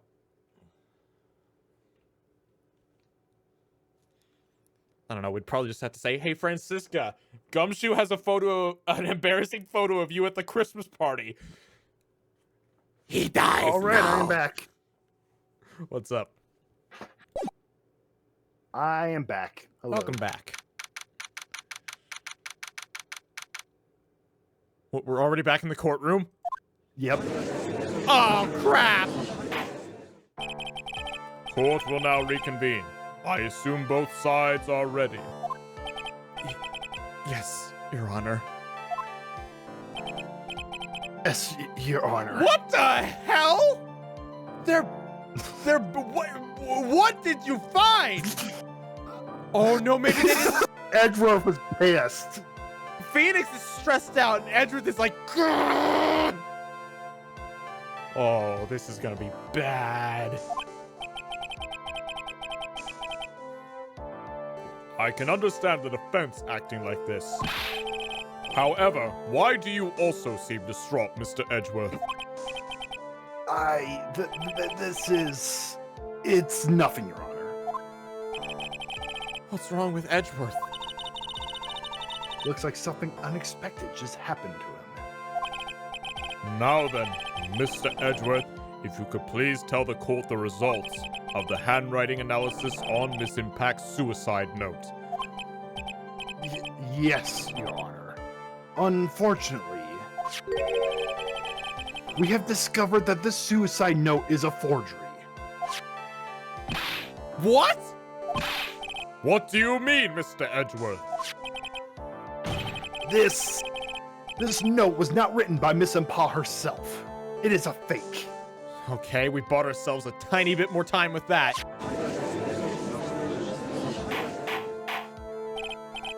Order, order, order! Mr. Edgeworth, would you care to explain what is going on? If this is not written by Miss Impacts, then who wrote it? We would need more time to do a more detailed analysis. However, it appears that the handwriting matches that of the victim, Mr. Juan Corda. Mr. Corda? Well. Looks like Miss Impa never left a suicide note after all. She never wrote anything about Ungard. However, Your Honor, even though the suicide note is indeed a fake, Mr. Ungard could not have known that, so that fact remains unchanged. Acting under the assumption that it is real, he had plotted to possess it. That does sound very plausible. This theory that Edgeworth had no idea that the suicide note was fake. Something seems a little wrong with it. What the hell do I do? It just said, Edgeworth just said that Ungard had no clue this was a fake suicide note. Okay. How And? is that, think about it.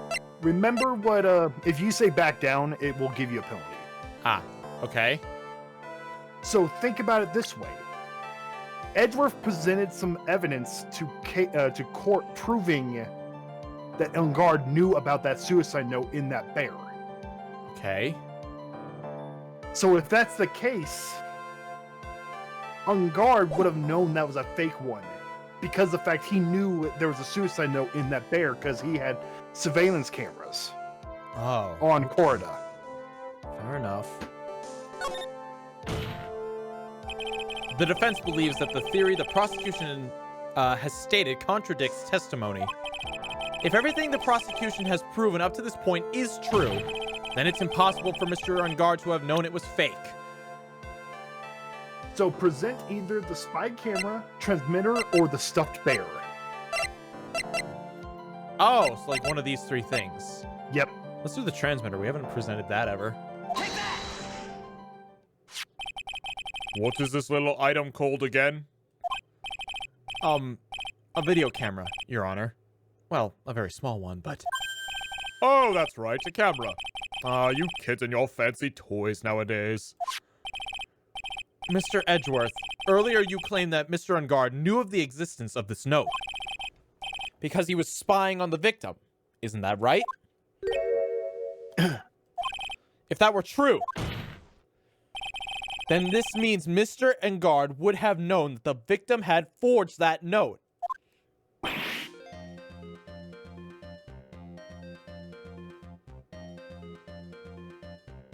Hello? Yeah, okay, I hear you now. Okay. Ack! So then, the defendant knew this suicide note was a fake. And if that's true, the situation has suddenly changed in a very dramatic way. Exactly, Your Honor. The prosecution's theory as to what Mr. Ungard's motive for murder was, it has suddenly disappeared into thin air. But Your Honor, it's not as if Mr. Ungard monitored Mr. Corda 24 hours a day. Perhaps the victim wrote the note in a place Mr. Ungard didn't know of? Well, right back at you, Mr. Edgeworth. Why don't you show us some proof that the victim made the forgery at an unknown place? Gah! Damn, Phoenix has turned Edgeworth's tactics against him. Yeah. Order, order, order! Mr. Edgeworth, it looks like this time it is you who has dug his own grave. As I figured. Hey, Edgeworth, I'm not sure if we'll need this excavator anymore. You want it?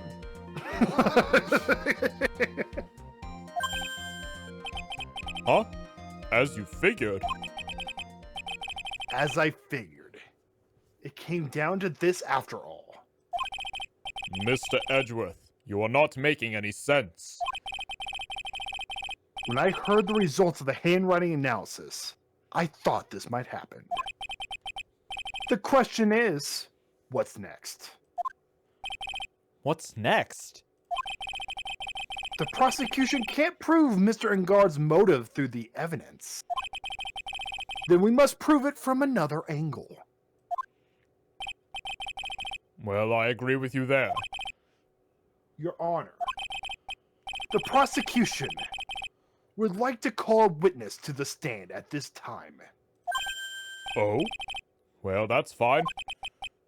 However, this witness is a little unusual. Oh no. Don't be old bag. Edgeworth stuttering? This is not like him at all. Unusual? Well, what sort of witness is this, Mr. Edgeworth? This witness is the one who is perfectly fit to answer once and for all the question of who was it that hired Shelly the Killer to commit murder? Wait, you don't mean Ungard himself? That's impossible! Who in the... No such person exists who can answer that question with such certainty! Yes, Mr. Edgeworth, who is this witness? It's Yes? Go on, who is it? the man himself, Mr. Shelly the Killer. Excuse me? Oh, Mr. the Killer. What? Wait! Shelly the Killer? You mean the killer? I mean the assassin? Yes, Your Honor. He's coming here? To the witness stand? Well, yes, in a matter of speaking. I recognize that this is a very unusual circumstance, so I ask for your permission. Well, Mr. Wright, Yes? is this alright with you? Do I have a choice here? I can't really do much else to drag this trial out. The defense has no objections, Your Honor. I wonder if it really is alright to do this. Judge, you make it right. Very well then. The prosecution calls its witness to the stand. Edgeworth, is there no other way left to us? Now then, witness. Your name and your, occupation, please. I had a feeling. God damn. Do you notice something pretty funny about this? The fucking radio is moving. That's funny, I guess. The transceiver looks just like Shelly the Killer himself. What the fuck? The stitching right in the middle of the line. The one is like a monocle, the little radio dial. Oh, fuck off with this. Let's get this over Very with. good. Very good, sir. My name is Shelly the Killer, and I am a professional assassin. I say, what is going on here? Your Honor, How can you remain so calm? And what is this meaning of this? And what is the meaning of this two-way radio? actually, Your Honor, it was delivered to me just now, and it came with a condition. As long as we do not trace its source, Mr. the Killer will testify to this court. So this must be what that urgent phone call he got earlier was about. Oh no, this will not do. I cannot allow this in my court. First of all, we can't even be sure this is really Mr. the Killer himself. Witness, please present some sort of proof that you are, in fact, Shelly the Killer. I understand. Please wait a second. Hmm? I'm so hungry. Maya! Maya! A voice! Mr. Wright, can you confirm anything from this? The defense has no objections to this person. We are satisfied that this man is indeed Shelly the Killer. It looks like we have run into yet another unexpected turn of events. Well, it doesn't seem like we have too many choices under these circumstances, so... Now then, witness. There's one thing I would like to confirm before we speak of anything else. And what would that be? At the request of the client, you killed Mr. Juan Corda. Is this correct? It is as you say. I did indeed kill Mr. Corda. Now that we have answered that, let's move on to the name of your client. Very well. This is all just a bad dream. Yes, that's it, a bad dream. Shelly the Killer. What is he going to say?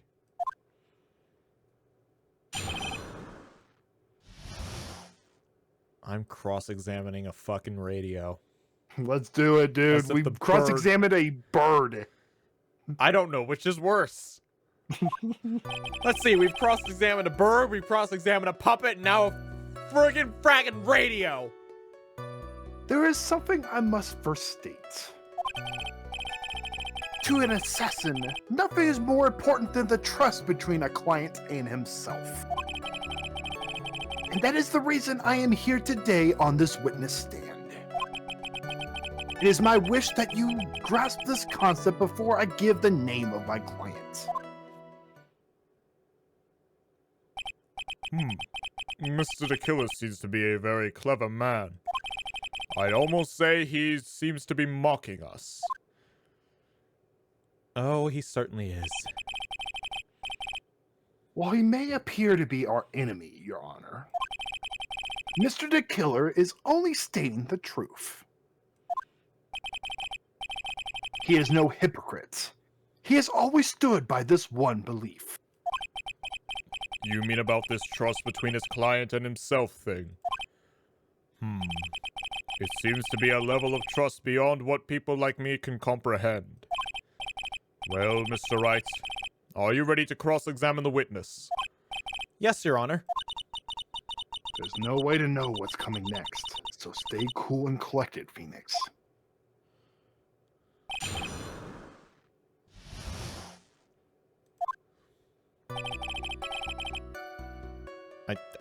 Do I even need to press this, honestly? If you want to. Hold it! We can hear anything you have to say later. Can you please just tell us your client's... I don't think you understand your place, Mr. Attorney. I said this is something I must first state. Do you know what the word first means? Sorry, go on. Well, it appears this is one witness you can't badger, Mr. Wright. That's only because you don't know about Maya's situation.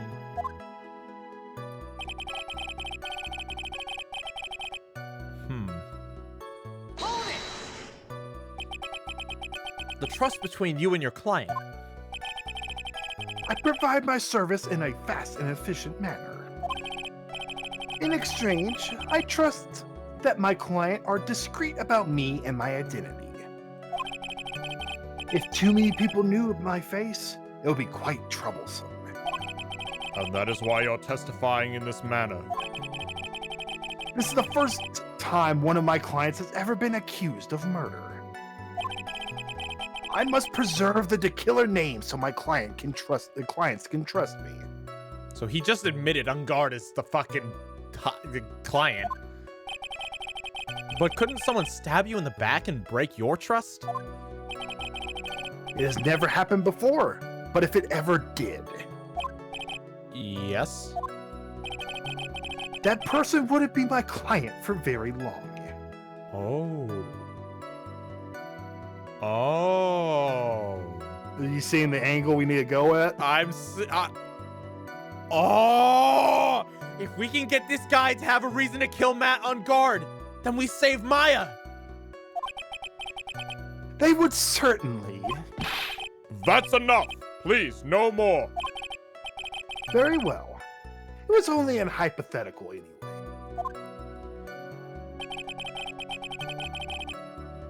And that is the reason why I'm here on this witness stand. Hold it! That seems a little strange to me. I mean, you're about to tell us the name of your client. I would think that this would be very bad for them. It doesn't matter to me. This client has already broken the rules and acted outside of the prescribed role. Their role. This person tried to implicate another for the crime in order to save themselves. And this is a trespass that cannot be forgiven. You... Who gave you the right to be so high and mighty? To the gentleman who spoke just now, excuse me, but would you care to die? No, I didn't say anything. The judge had better watch himself.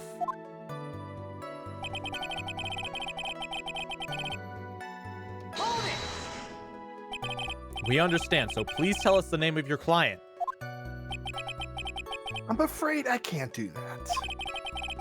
I still have a few things to say before I do. Ah! That egomaniacal... It's not good for your health to be so aggravated.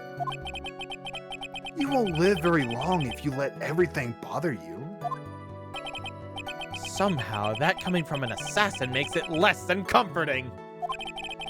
I don't really care about all this extra stuff. Just tell us the name already. Patience. Try to calm down a little. It's important to try and understand his mindset. He seems very steadfast and closed, so you're going to have to work to get him to talk. I'm not his therapist, you know. Okay, press the second statement again.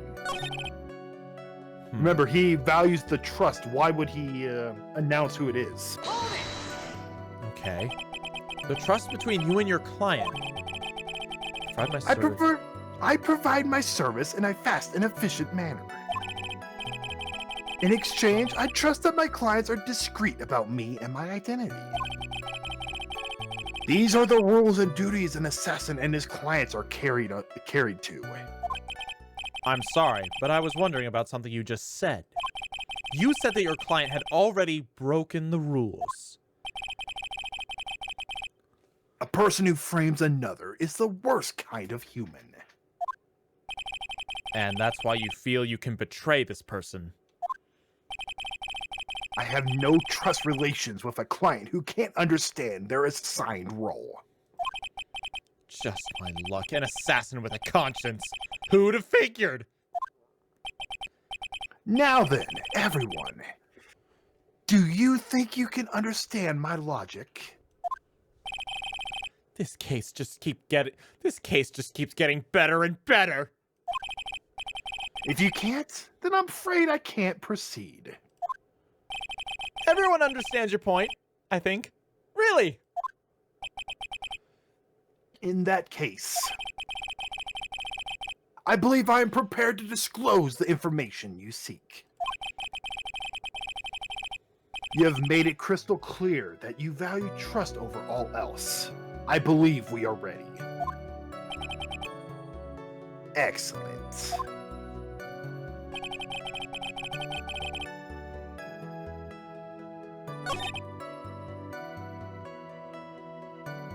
I do Okay. believe it's about time I revealed the name of my client. Don't you agree? Hold it! What is it? Now I can't bring myself to ask the client's name. If you can't ask it, Mr. Wright, then I will. Witness. What is the name of your client who requested the murder of Mr. Juan Corrida? That person's name is... Everyone's holding their breath. Adrian Andrews. What?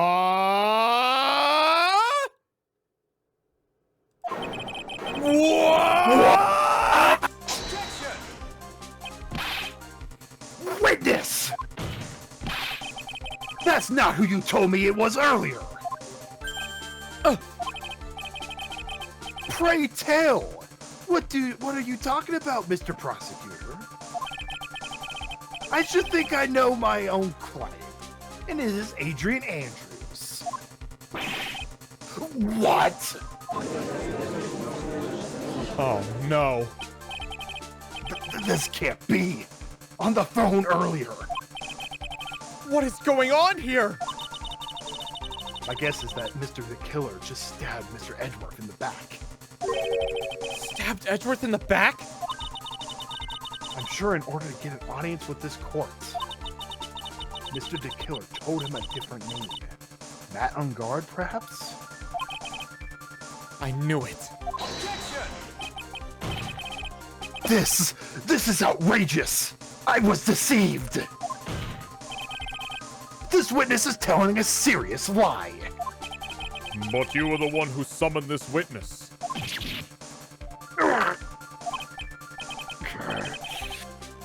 You, Shelly the Killer. My testimony is the truth. The defendant at the moment is Matt on guard, am I correct? All I wish to do is help proceed his acquittal. Huh.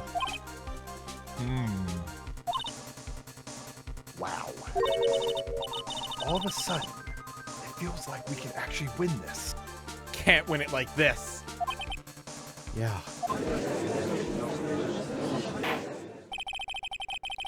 The prosecution has failed to provide a motive and has instead provided this suicide note, which is a forgery created by the victim. Furthermore, there is a possibility the defendant himself knew it was a fake. But most definitive of all, we have heard from the assassin himself the name of his client. Mr. the Killer's client, who requested the murder, was not the defendant at all. No. With all this evidence, it seems obvious to me that Mr. Ungard is innocent.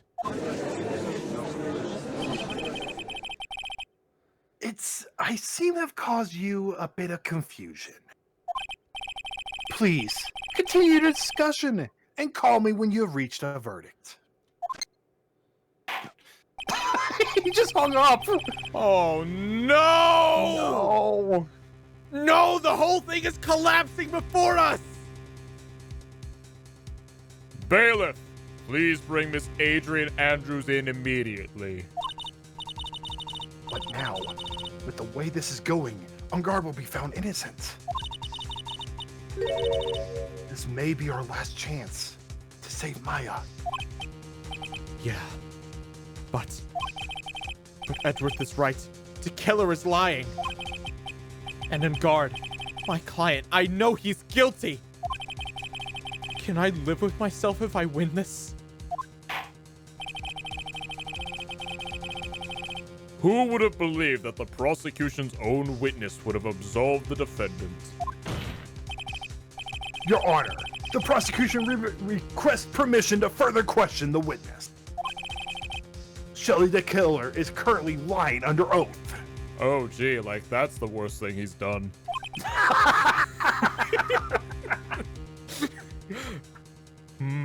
Oh Lord. It wasn't me! Listen, everyone, please! That testimony just now, it was all one big lie!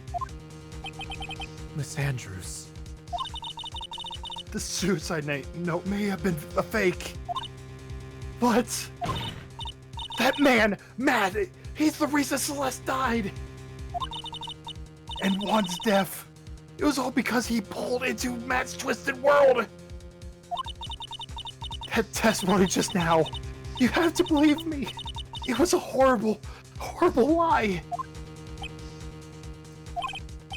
But Mr. the Killer himself testified. He has named you as his client. No, that's not true. Also, there is quite a bit of evidence that points to you. The knife and button, donning the nickel samurai costume. That's... You even have a motive. We know that Miss Celeste Pax was a large part of your life. You wanted to follow her, and you wanted revenge against the two who hurt her. I would say you have plenty of reason to want both dead. No. Mr. Wright! You know the truth. Tell them! Tell them the real story.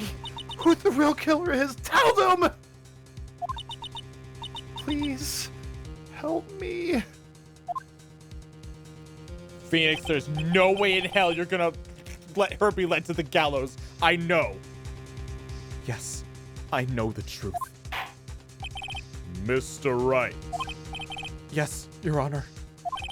I believe we have reached the end of this trial. Therefore, I ask the defense for any final words or opinions. I have to decide. Do I take the not guilty verdict and save Maya? Or do I throw this chance away and wait for Gumshoe's new evidence?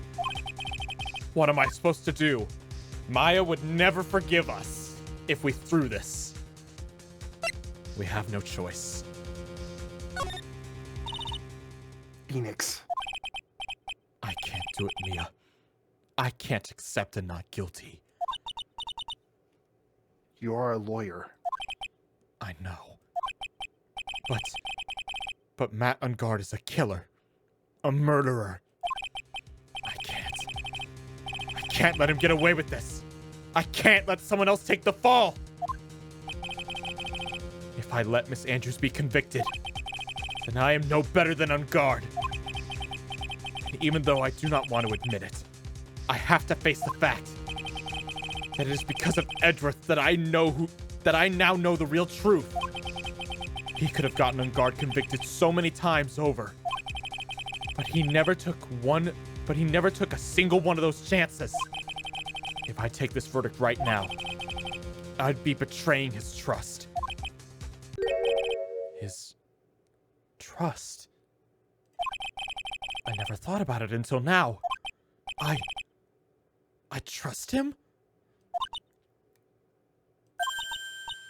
Yes, you do. Mr. Wright, your opinion, please. The defense requests that we be allowed to further question Mr. DeKiller. Am I hearing you correctly, Mr. Wright? Right. But, that witness has cleared your client through his testimony. Your job is done. I'm not done yet. To see through witnesses' lies and find the truth. That is my job, Your Honor. There's still more evidence to look at. And I'm sure that once those pieces arrive here in this very courtroom, a miracle will occur. Very well. The trial will continue. Mr. Edgeworth, please reestablish connection with Mr. DeKiller. Right away, Your Honor. Hot damn!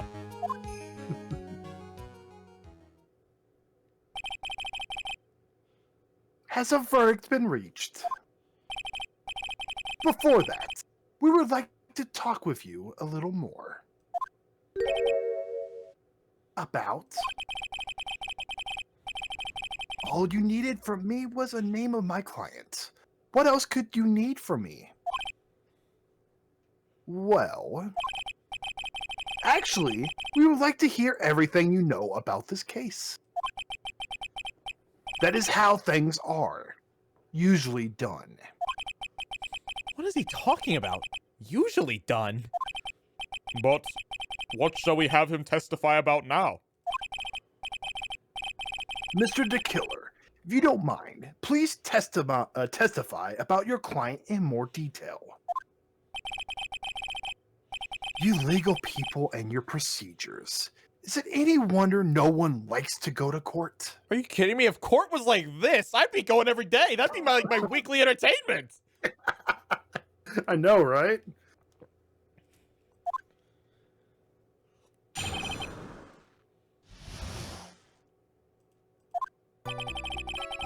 As I have already stated quite a few times, Adrian Andrews is my client. However, one thing I simply cannot overlook is tampering with the scene of the crime. Oh, all of a sudden you have standards?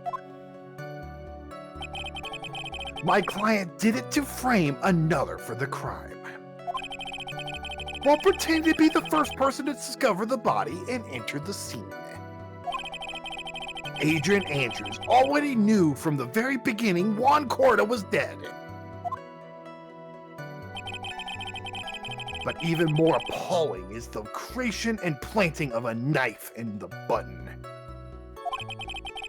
The act is what I refer to when I say my client has broken the rules.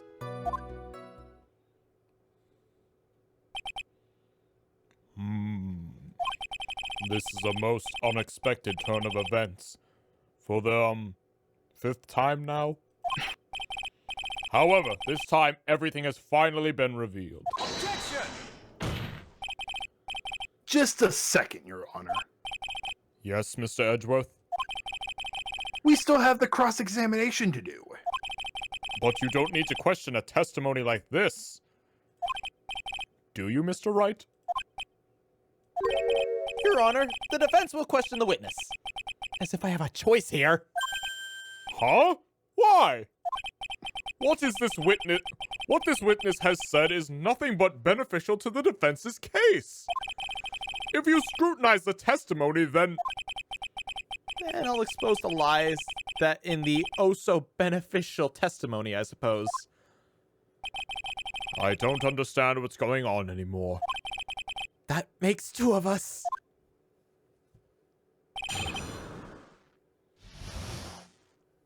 You know, if this was in real life, On Guard would probably have fired Phoenix by now.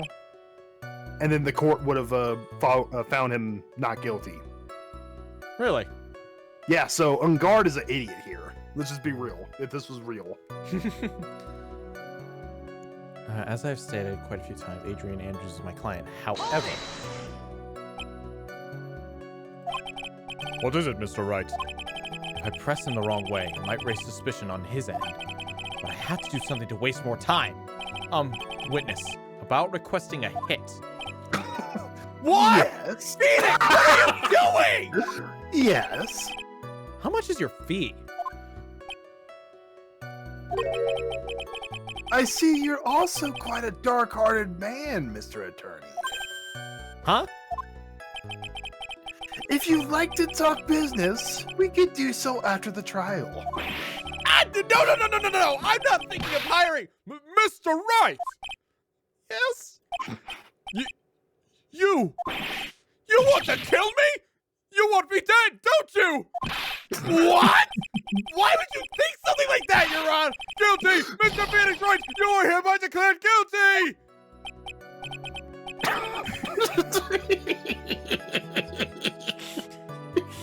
What the fuck was that? Witness, let's continue. Why did you disclose the name of your clients? They are your clients, are they not? I have a list of the other funny statements you want to find them for pressing. Let's just press them all, why not? I would think that most people wouldn't be able to overlook a person hiring to kill another. If I had a problem with such a thing, I wouldn't be very effective at my job. Yeah. Well, a change in occupation might be good for you. However, I will say this. Even though I am the one that does the deed, my clients are always the real guilty party. Huh? He's basically saying just because the fact he does the deed doesn't mean the person who ordered it isn't wrong. Well, no, of course Isn't not. in the wrong. No, you're both guilty of murder at that point. That goes without saying, Mr. DeKiller. And their fate is to live with the knowledge of their guilt on their shoulders. However, my client this time thought they could run away from their guilt.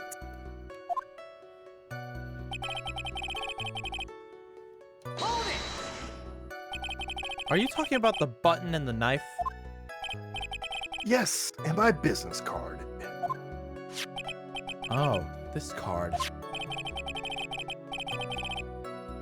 So that no one has to waste their time, including the police. I always make it a point to make things as easy as possible. You try to make things easy? My business card makes it very easy to identify who carried out the service. He's pretty devoted to his work. But to disregard everything, to go and stab the deceased with a knife, and even hide my card from sight. This is something I cannot overlook. It's really hard to tell if he's being truthful or not without him being here.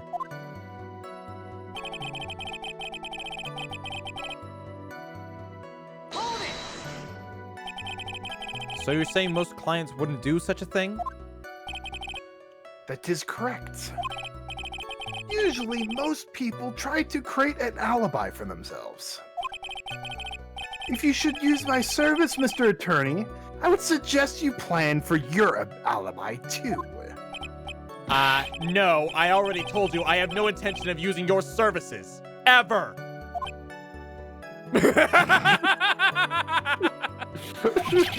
Why does he keep looking at me like I'm the one on trial here? Oh my god.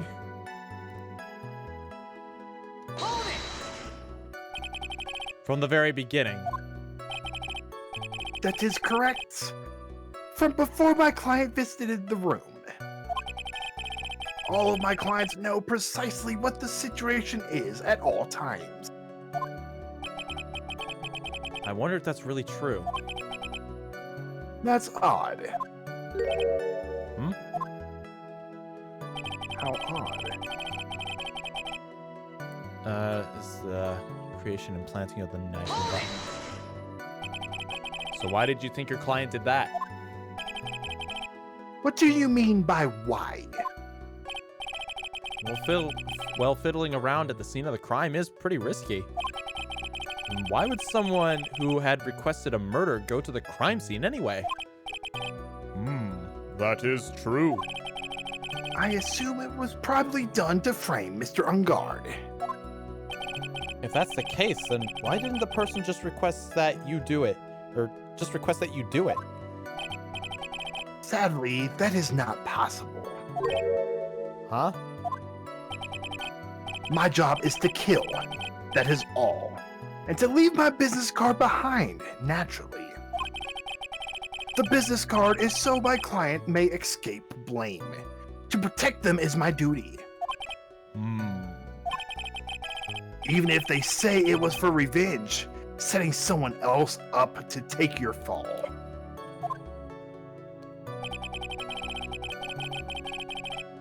Broken the rules. And that's all you have to testify. Yes, I pray that I will never be called to the stand again. Again? As in you plan to continue? I must, as I have yet to find a person to take my place and become the fourth successor. Actually, how would you like a new life, Mr. Attorney? Excuse me? No. I'm fine. Really? Are you really now? I wonder what kind of man the judge thinks I am now. What are you going to do now, Phoenix? All I can do now is expose the lies. That's true. However, you realize this is really bad for our client, right? I'm so confused. But the one thing I know for sure is I can't let this trial end yet. Okay.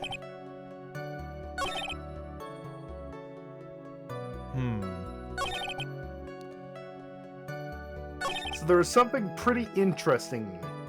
He said Andrews already knew from the very beginning that Corda was dead.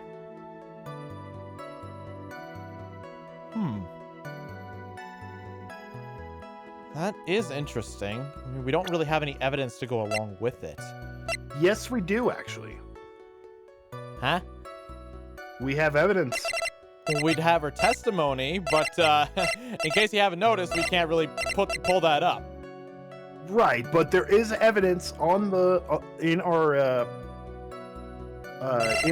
court record that shows.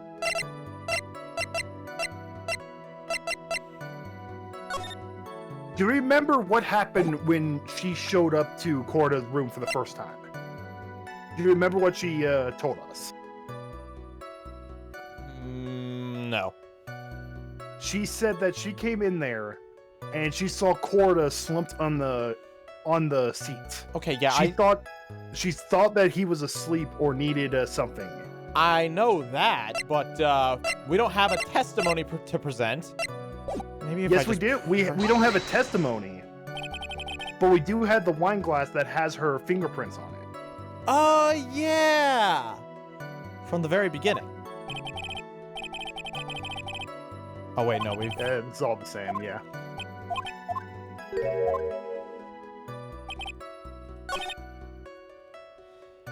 Okay.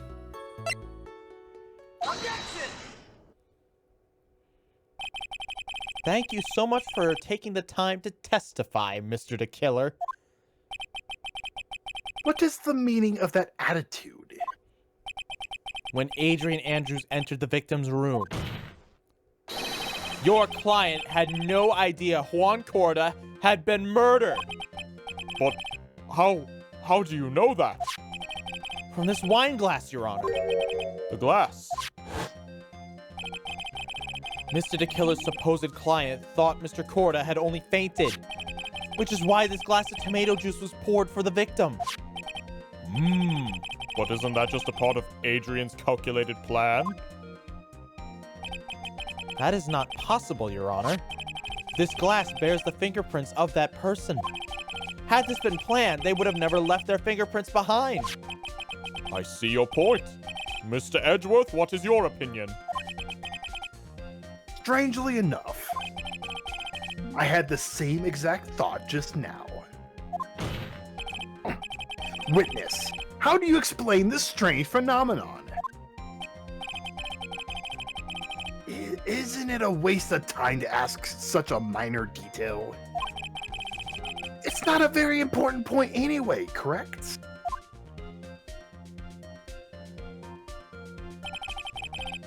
I'm afraid you're mistaken. If Adrian Andrews really is your client, as you claim, then your client should have had knowledge of Mr. Corda's death. If not, then that could only mean that Adrian Andrews was never your client at all. Ooh. How strange. Yes?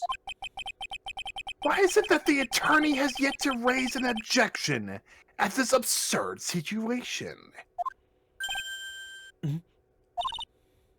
Phoenix, if the killer figures out what you're up to, we're in real trouble. Yeah, I know. Objection! Mr. Edgeworth, I'm surprised. You know you can't say things like that without any evidence. Sorry. Well, that was an awfully weak objection for the two of you. Anyway, I am positive there is a contradiction in that testimony. The prosecution requests further testimony concerning when the request was taken.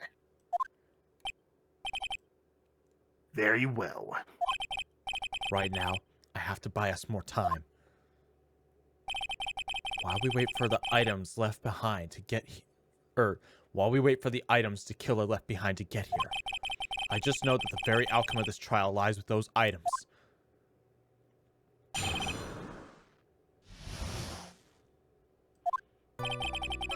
This request came into me, about a week ago. It was a request for my services on the night of the award ceremony. We met at a certain bar to discuss and finalize a few matters. This is what occurred. I trust my memory, and I believe I have made no mistakes.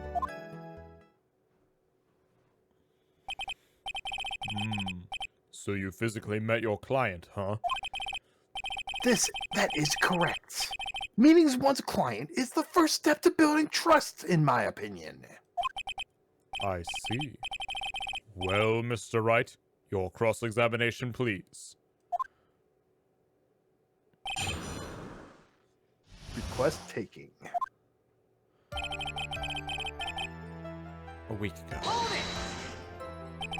1 week ago. Are you sure? Yes, I am quite sure. I, of course, had my own preparations. And I was barely able to finish. When you request my services, Mr. Attorney, I hope you will keep that in mind. Please stop. In any case, my client this time had a very specific date and time in mind. A specific date and time? Hold it! Did you ask why on earth that specific... did you ask why on that specific night? No. I try to fulfill all of the conditions on my client's request. I love to just imagine like he's just an artist taking a commission. Oh, God. He's like, I'm not going to ask why they want a picture of Sonic the Hedgehog lathering peanut butter on his feet. I just take the request. You know, the sad part is, given the Sonic fandom, that's probably out there somewhere. Oh, there's probably 50 of them. But Don't as worry, for why- Tails. It's for my running training. Sonic, why? But as for why, I only had my suspicions. Your suspicions, huh? So what are these suspicions you had? Why did your client request that night? I'm sure it was all for the bear. The bear? My client spoke of it.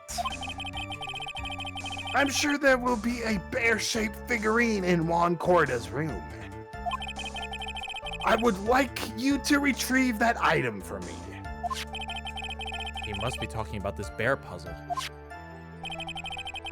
Inside that figurine was a suicide note. Naturally, the victim brought it with him to his hotel room. He was planning on publicly disclosing the contents of the press conference after all. That is correct. And if I had not done the job that night, I would not have known where the bear figurine was. I see. Well, Mr. Wright, was the testimony just now of any importance? It was very important. The testimony just now has made one thing clear, and that is the client knew the secret of the bear figurine. Okay, that wasn't important. Huh? Why is everyone so quiet? Mr. Wright, I think all of us already knew that. Oh, really? Witness, please continue with your testimony.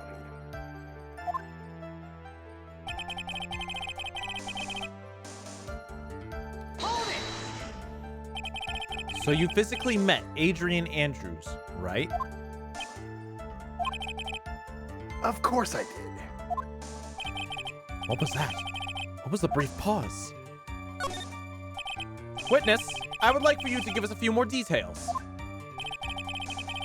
I always meet my clients as a matter of principle.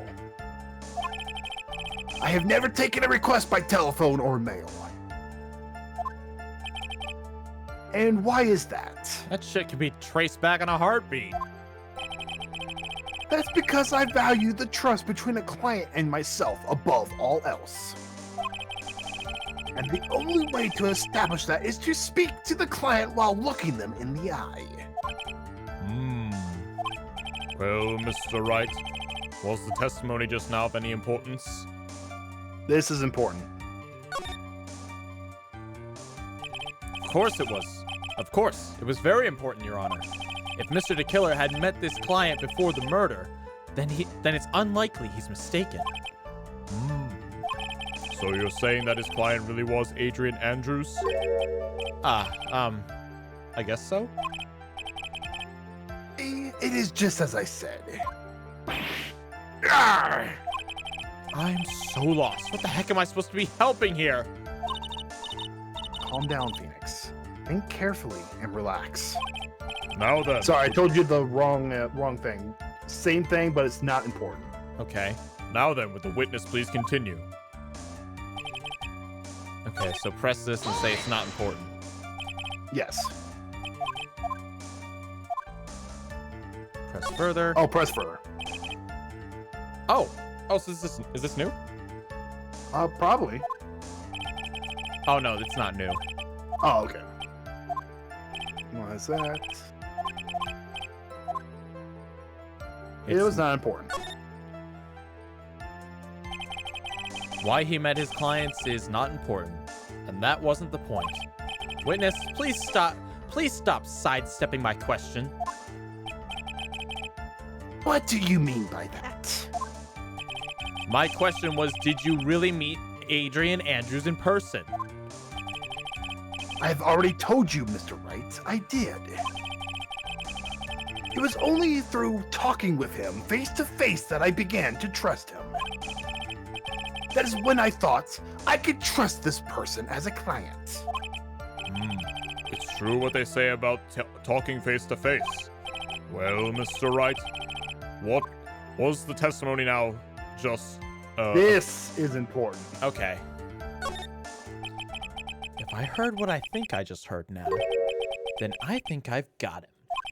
Your Honor, I believe the testimony just now was of the utmost importance. Huh? Really?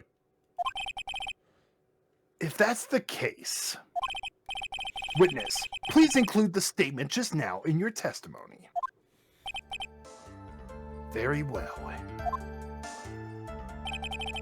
From the moment I saw him, I thought I could trust this person as a client. But as we know, that was not how it turned out, correct? What do you mean? Adrian Andrews turned out to be a client who couldn't stick to the rules, right? Well, yes. I suppose you are correct. So I would like to check one last time. Are you sure your testimony is accurate? All right, there's something we missed. Go back one more for me. Yeah? Go ahead and reread that for me, please, in your best to killer voice. From the moment I saw him... HIM! Present Adrian Andrews.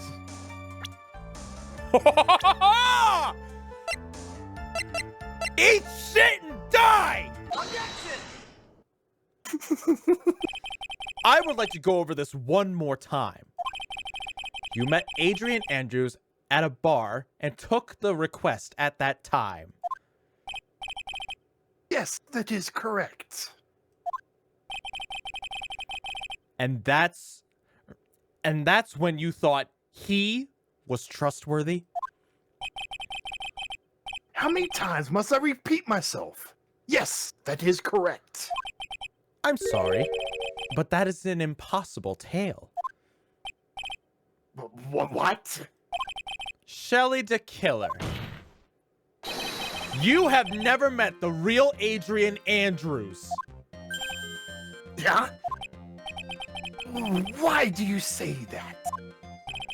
Because you made one very big slip-up about her. So what is the issue? Ah! What did you just say just now? About her? If you had ever met Adrian Andrews in person, one look would have told you that she is a woman.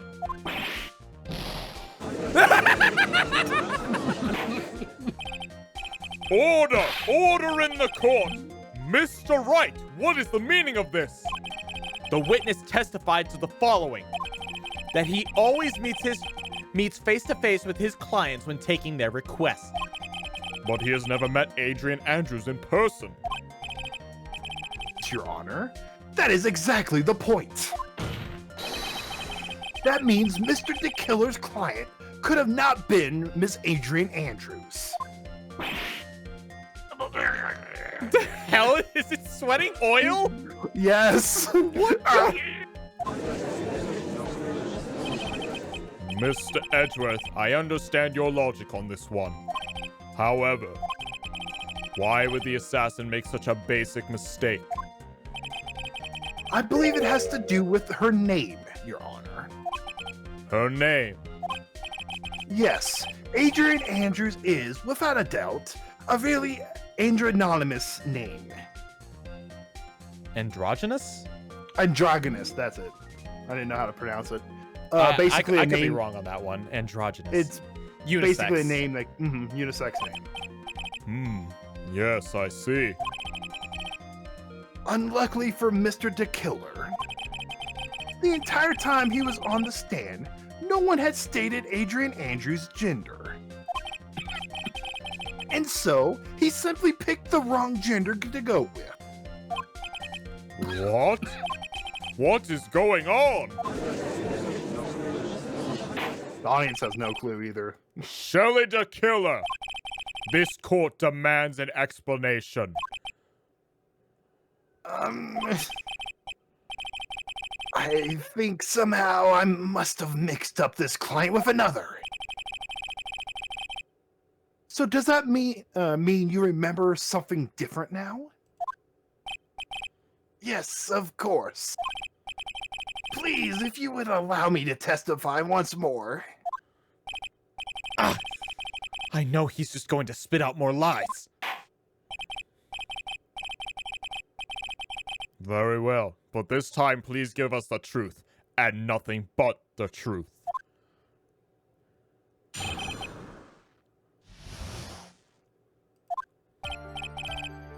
Yes, now I remember.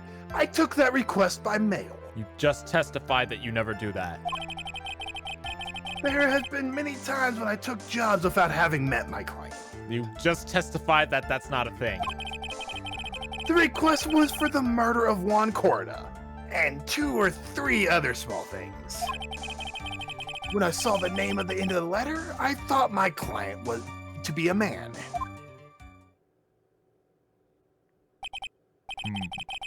So you took this job through a letter. He didn't mention anything about a letter in his earlier testimony, which means he's definitely lying. Be careful, Phoenix. If you break the assassin's testimony completely, it's over for us. I know. I can't make him suspicious, but I think we're okay. Like, we can do this. As long as he's standing there across from me. No matter how strong of a punch I throw, he'll counter it. Now then, let's begin the cross-examination.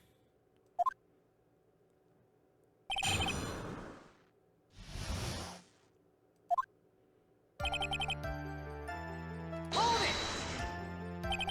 But didn't you just say that you always meet your clients? Yes, I suppose I did say that. However, there are some clients for whom a meeting is simply not possible. But didn't you meet your client this time? No, I did not. Oh, come now. Let's stop with this game of cat and mouse.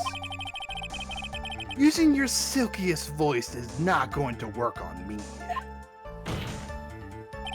Alright then, just cough it up and confess! Mr. Wright, you can't badger a witness with such harsh words!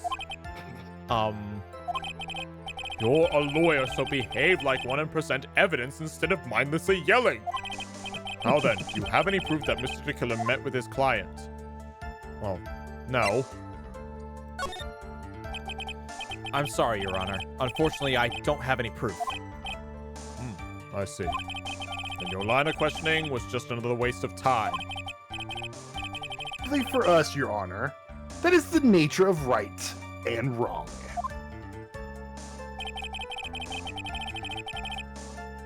Hold it! And why could you not meet certain clients? Recently, I've been receiving more requests. If I met each and every client, I would lose some nice business opportunities.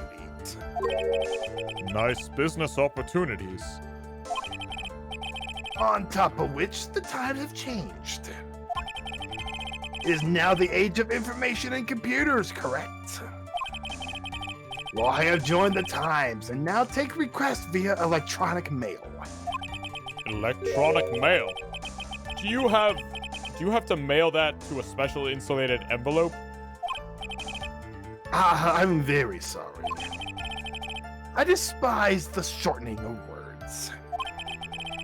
What I meant by electronic mail is what is commonly referred to as email. Email? In a contest of, mimicry. Oh, mimicry. In a contest of mimicry, the judge would beat a parrot hands down. Ahem. Anyway, so you took this job without having met your client, and...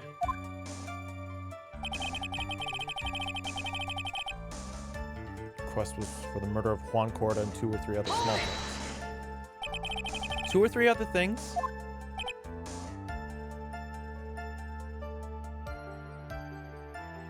Zeke? Can you hear me? Yes. Okay. Yes. And what were these other things?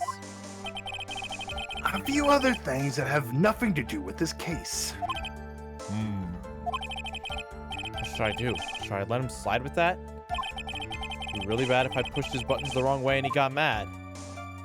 Let's press further. Whether or not they're related to the case is for the court to decide. Mr. Attorney, Yes? everything I have said from the beginning has been nothing but beneficial to your client. Which is why I wonder what is pushing you to continue with this cross-examination. Could it be that you're planning to betray your own client? That's... I smell the stench of a backstabber. And should you turn out to be one, Wait! Uh-oh. This is looking really bad. I shouldn't press my luck. All right, I have to think. Is this worth pursuing? press further. Are you kidding me? We are one bad choice away from getting Maya murdered. Press again. We need to figure out what these 2 to 3 things are. Witness, this is a very important matter. Please cooperate and tell us what these other jobs your client requested were. If it's truly that important, I suppose I don't have much of a choice. The bear figurine. The bear figurine? After the assassination of the targets, I was to find that figurine. I was told that this job was just as important as the actual killing. And where was that figurine? It was inside Mr. Corrida's suitcase. And then what did you do next? I handed it over to my client right away. You gave it to your client. Interesting. This information certainly sounds important to me. Witness, please include what you just stated in your testimony. As you wish. Something really important about that.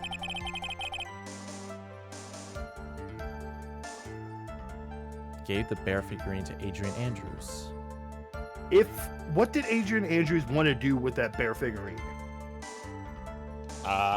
She wanted to destroy it, right? Yes.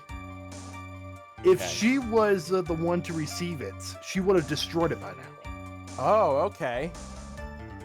So go ahead and present either the suicide note or the figurine. Objection! Shelley the Killer.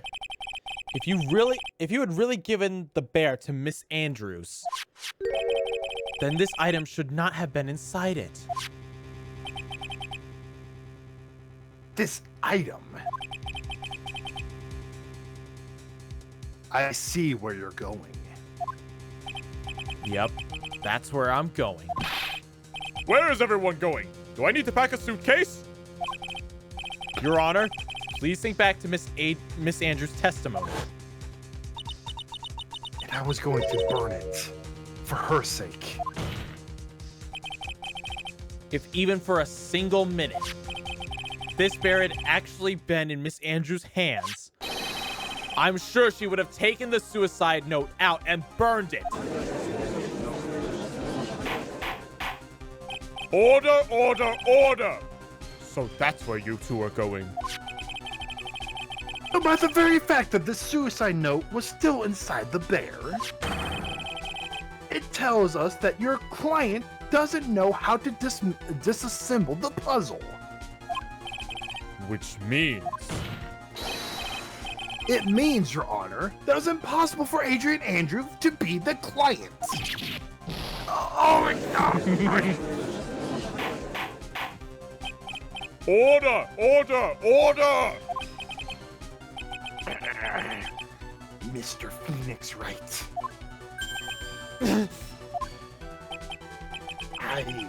I'm sure I mentioned this before. How I hate traitors above all else. I think your cross-examination has clearly demonstrated something to me. You must wish to break your end of our agreements. No, that's not. That's enough. If that is your intention, then there's only one thing for me to do. Wait, please. Gentlemen, ladies, please excuse me. I have a matter that I must attend to. Hold it! No, please. Not that. Please, wait. Mr. Attorney, bring this trial to a speedy end, and I may stay my hand. Otherwise...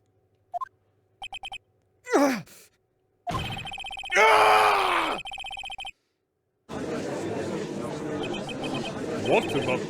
Mr. Wright, are you... Mr. Edgeworth, Yes, Your Honor. I didn't understand this witness's outburst just now. Do you think there is a need to hear more testimony, or is this enough? Well, we should. Edgeworth, we can't do this. If we keep this up, Maya, soon.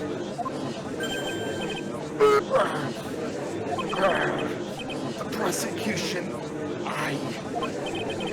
What has come over everyone?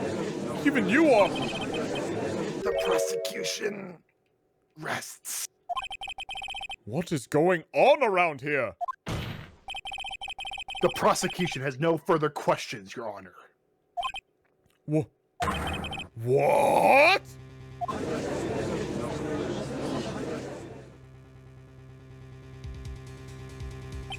Well, I never thought I'd see the day. This is a most unusual situation. If the prosecution rests with no further questions, then the prosecution has failed to uphold its stance. If that is the case, then, even though I am reluctant, I must believe that Mr. DeKiller's testimony is accurate. That would mean that Shelly DeKiller's client is Adrian Andrews.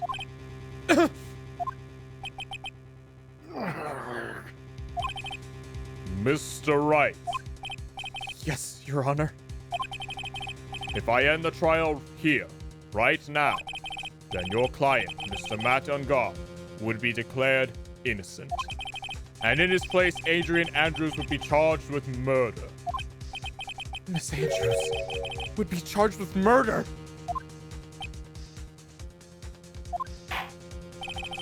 The prosecution has no further questions, so we will now hear the defense's final remarks. Bailiff, please bring the defendant, Matt Ungard, to the stand. The item from the killer's hideout didn't make it in time. We tried as hard as we could. It looks like our time has ran out. I can't believe it. The outcome now lies in your hands.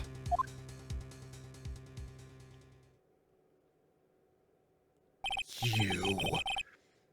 Dude, did the old guy finally decide? To be honest, I can't think of you as truly innocent and a good person. To be honest, I can't think of you as a truly innocent and good person. You have done enough evil to drive a woman to suicide. Whatever, dude.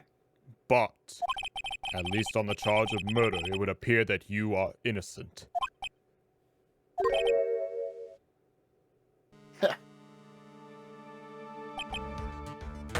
Oh, I guess even old Fuddy Duddy figured me out. Mr. Ungard! What an atrocious lawyer I have. Giving his own client up like this. And that refreshing like a sea breeze crap is just an what is that? Atrocious? It's just as It's just atrocious. as atrocious. Don't you agree? Anyway, get on with it and pronounce me innocent already. Right, Mr. Lawyer?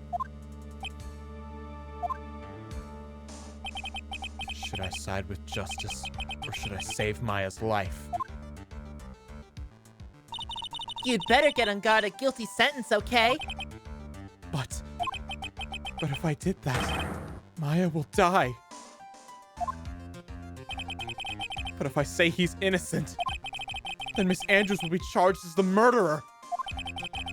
Do I say he's guilty or not guilty? Either choice I make, someone's life is going to end. All right, go ahead. Go ahead and pop a save real quick. Dear God.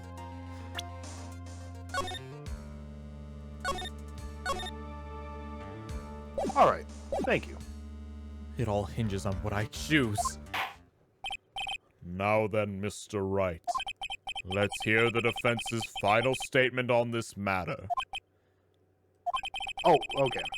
If the person who hired the assassin was Adrian Andrews, then your client, Mr. Matt Ungard, is innocent. No need to ask, old man. After all, my lawyer's gonna say what I want, aren't you? Right. I can't do this. But I have to decide something. I can't count on the evidence anymore.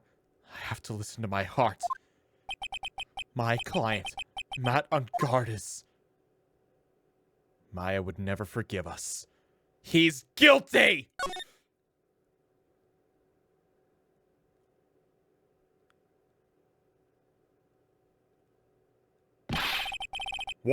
We are waiting for your answer, Mr. Wright. Matt Ungard, your client deserves an answer. Maya, I'm sorry. Matt Ungard is... Objection! What the fuck? You? Boom! Franziska von Karma!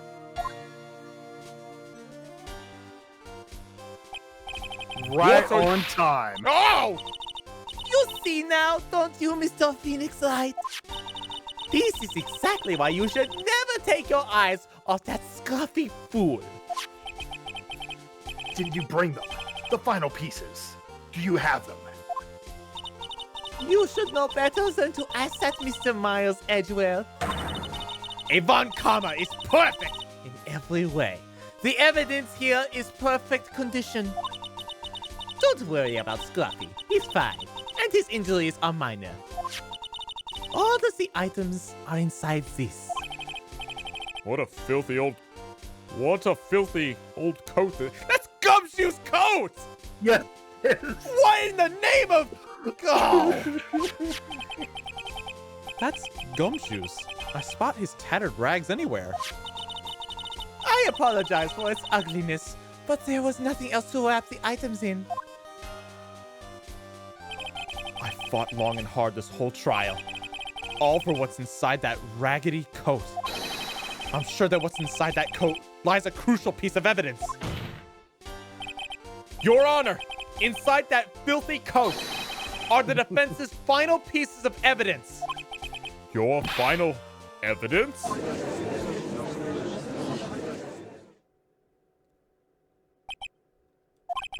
This trial is already over.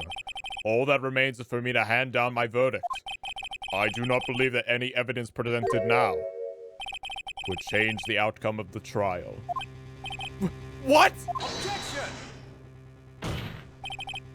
Your Honor, it is our duty to examine every piece of evidence, down to the last. I request that Ms. Von Karma be allowed to present these pieces of evidence. I suppose you are right, Mr. Edgeworth. I grant permission to do so. However, this one obvious rule applies here. If these items do not bring up any new points, they will not be accepted by this court. Now, Miss Von Karma, if you please. These pieces of evidence are items left by the killer during his escape from the police. He must have been in quite a rush. Yes, Your Honor. The killer left 3 pieces of evidence. Somewhere among the evidence we're about to see, there will be something that will turn this whole situation around. Like a miracle. I'm sure of it. That is all we can hope for. Whoa. The first item is a pistol. Does the killer's pistol have anything to do with this case? I seriously doubt it does. I mean, the dude was choked to death. You can, okay, let's see here. You can question for more details on all 3 of these. Okay. Does that pistol really have any relation to the case? We have yet to perform a ballistic test, so I can't say for certain.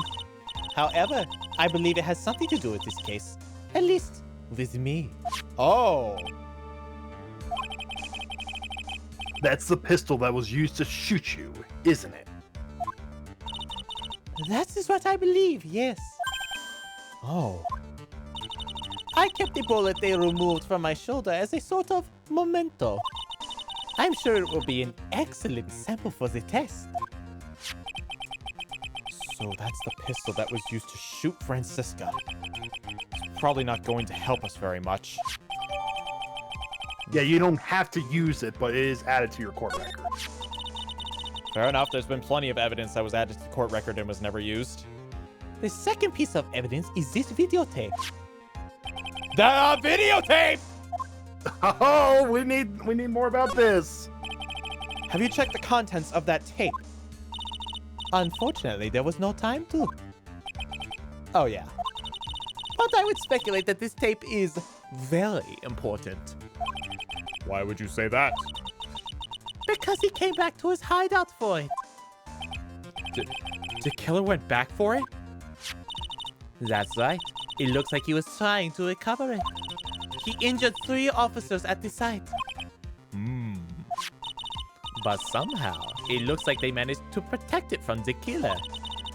Surely the killer is no ordinary man. The last piece of evidence is this bellboy's uniform. Is that uniform from the Gatewater Hotel? Was that used during the crime? I am almost certain it was. There's evidence. There's even a pair of black leather gloves in one of its pockets. There's no doubt about it. The killer was wearing this on the night of the murder. There is one thing I found interesting about this uniform. And what is that? There is a button missing on this uniform. A button? It's a very unique button. I am sure if we were to recover it, it would provide with an interesting clue.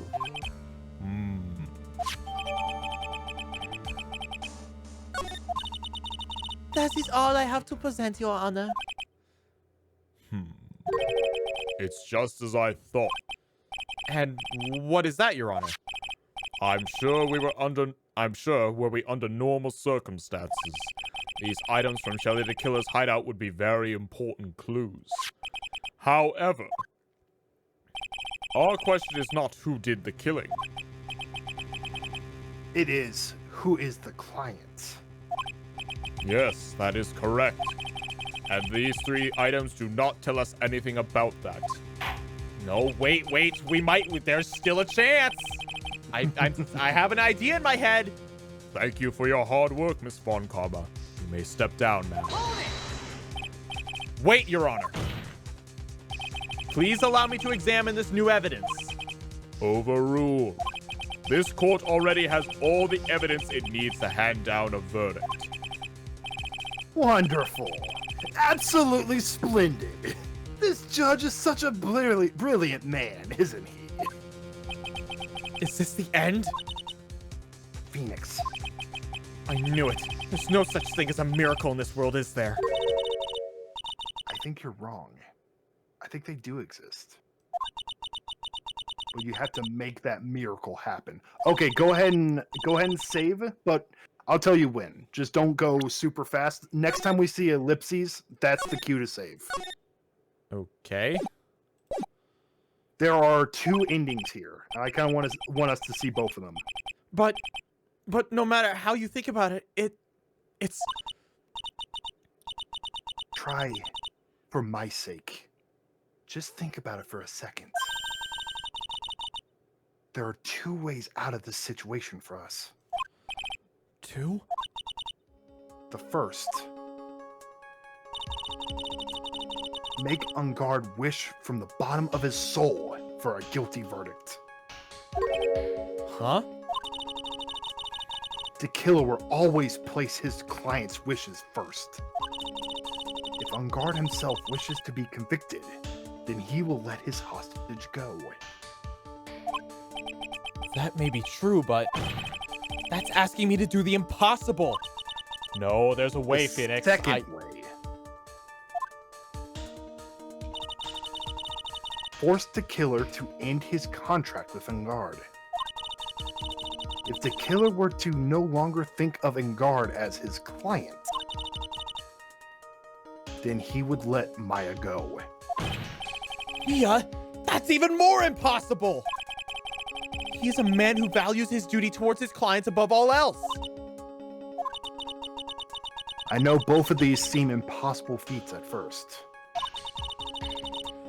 But if you could make either one happen, it would truly be a miracle. The bigger problem is, the judge has already said he doesn't need any more evidence. This piece he was just shown, he's not accepting them. Phoenix, think things through from the other side. Isn't that what has always worked for us? Okay, save. Okay. We're doing both endings, okay? Very well. You mean to turn things around? Phoenix, the judge says he doesn't need the evidence. If that's the case, then who does need it? The person who needs the evidence. The defense, prosecution, and the judge. We've all seen the pieces of evidence. And that is how we come to know the truth. But there's one person who has yet to see them all. And that person does not know the truth.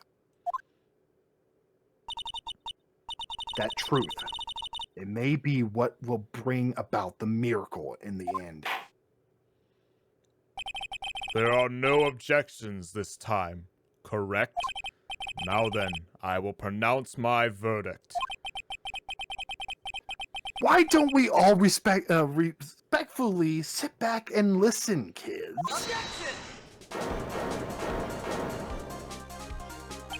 I have already told you, Mr. Wright. This court does not need any more evidence. I'm not saying it is us that needs evidence, Your Honor. Then, you want to show evidence to that person? Yes, Your Honor. Please, Your Honor. Mr. Wright, for you to ask with such passion, I will grant you one chance. One chance. Please show your evidence to who you think is the right person. That's impossible.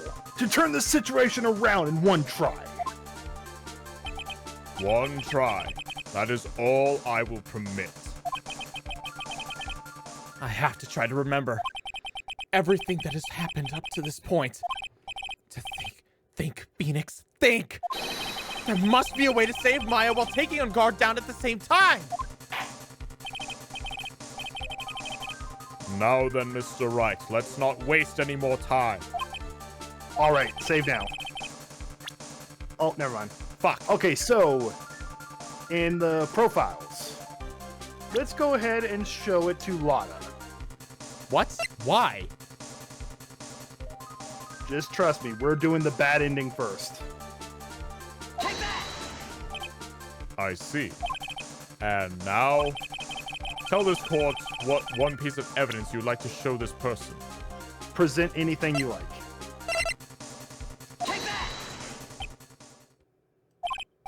Well, what do you think, Mr. Edgeworth? I don't have anything to say to this. How about you, Miss Von Karma? Well, I was just shot, so... I'm afraid I cannot allow the defense to continue. What? No one understands what you're talking about anymore. Wait, please, one more chance! That is enough, Mr. Wright. I will now state my verdict. This court finds the defendant, Matt Ungard, not guilty. Fuck off! That is all. This court is adjourned.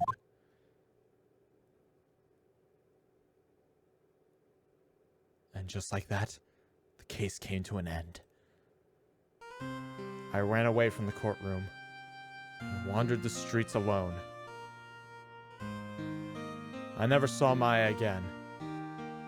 The killer is a man of his word, so I'm sure he released her as promised. I heard the verdict of Miss Andrews' trial a few days later. She was found guilty, of course.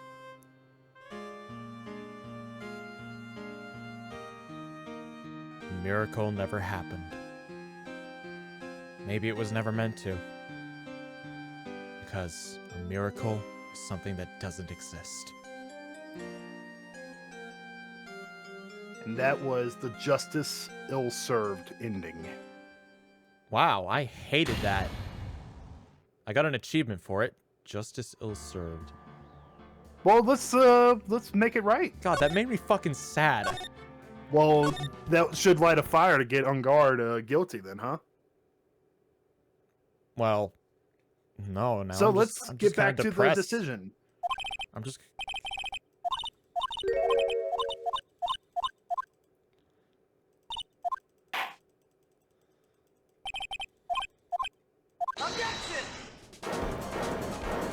Here we go. We're picking up from here. I have already told you, Mr. Wright, this court does not need any more evidence. I'm not saying it is us that needs evidence, Your Honor. Then you want to show evidence to that person. Yes, Your Honor. Please, Your Honor. Mr. Wright, for you to ask with such passion, I will grant you one chance. One chance. Please show your evidence to who you think is the right person. That's impossible. To turn the situation around in one try. One try. That is all I will permit. I have to try to remember everything that has happened up to this point. Think, Phoenix, think. There must be a way to save Maya while taking down Ungard at the same time.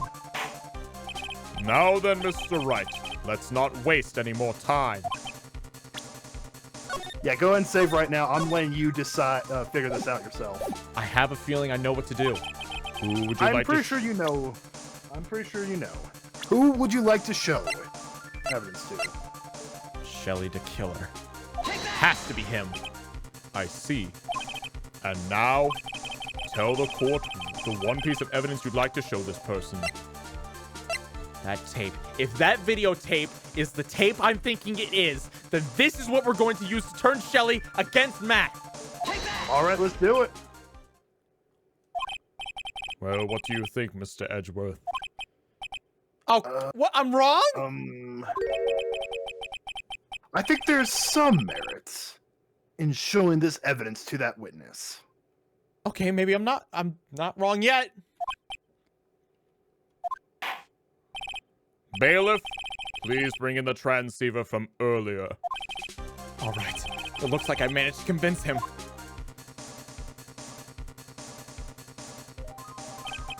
Maya, she's okay, right? Didn't I tell you to concern yourself with bringing about a speedy end to this trial? Now, if I understand correct, you wish to show me one piece of evidence. Yes, one is all I need. I have here a videotape. It was found at your hideout. I heard you injured 3 officers in an attempt to get this back. That was most regrettable. However, it was an order from my client. I was told to protect that videotape. I thought so. I'm afraid I see to have failed in that regard. Do you know the contents of this tape? I was sternly told by my client to not watch it. So I have absolutely no idea. Actually, you are on this tape. Me? There was a video camera hidden in the crime scene. Your actions were being recorded. What? Is that true, Mr. Wright? Who? Who was it that planted a camera? Well, the only person who could have placed a camera at the scene of the crime would be your client, naturally. That was Adrian Andrews. Be quiet and listen, Your Honor. Ooh, damn, Edgeworth. Yes, sir. Your client specified a place and time for you, isn't that right? Yes. That was so they could film you. I had no idea. Mr. Wright, why would my client do such a thing? I would like to know why. Why did Matt Ungard film the crime scene? The reason why he did that is my ticket out of this whole mess. There's only one reason why your client would secretly film the crime scene. Wanted to see Juan get his. Wanted to blackmail you. Blackmail, obviously. Mm-hmm. Didn't trust your skills. Your client once told me something very interesting. We were talking about you, and this is what they said. But I'm no weakling. I don't believe anyone, least of all assassins. Oh, come now, Mr. Wright. Assassins aren't above blackmail. Yes, that's where the video comes in. With that, I can keep him at bay, and even blackmail him if I want. Oh. Your client didn't trust you at all. They were thinking of using this video to blackmail you. What do you have to say to that, Shelly the Killer?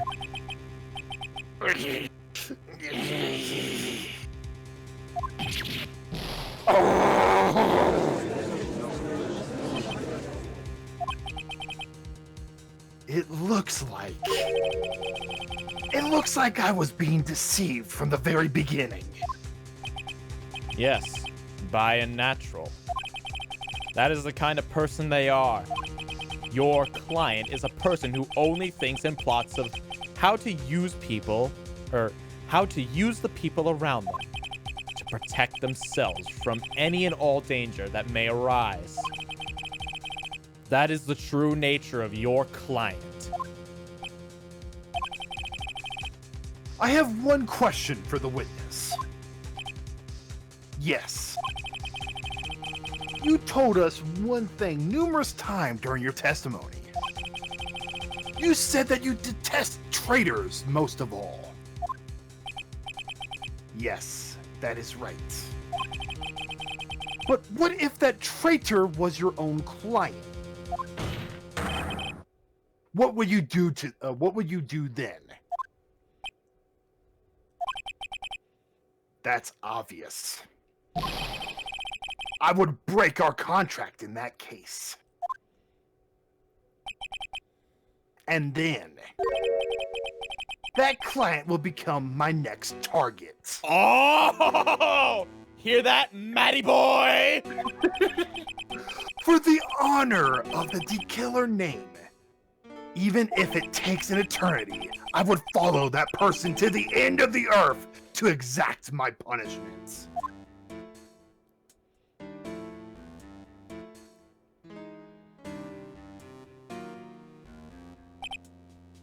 I see. That's all I wanted to know.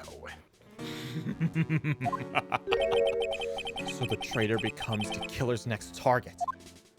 Damn, Phoenix, you were like one thing away from becoming his next target. Yes. Ah, I get it. This is how we'll turn the case around. Mr. Wright, Yes? my contract with my client is over as of now.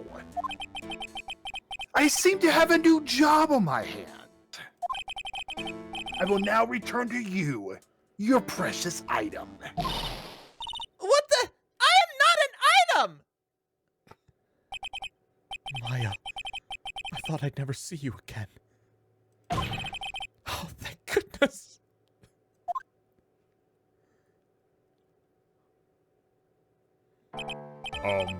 This trial appears to have come to its conclusion. However, I don't quite know what just happened there with the client and the witness and... Ah! Miss Von Karma, where did that... She always has you in her sights. Now, I do believe it's time to finally hand down a verdict. Oh no. Mr. Engard, it looks like somehow you got what you wanted. You will finally receive the acquittal you wanted so badly. You should be happy. But for that, I'd like to make one final statement. Sometime in the near future, one very betrayed assassin may appear before you.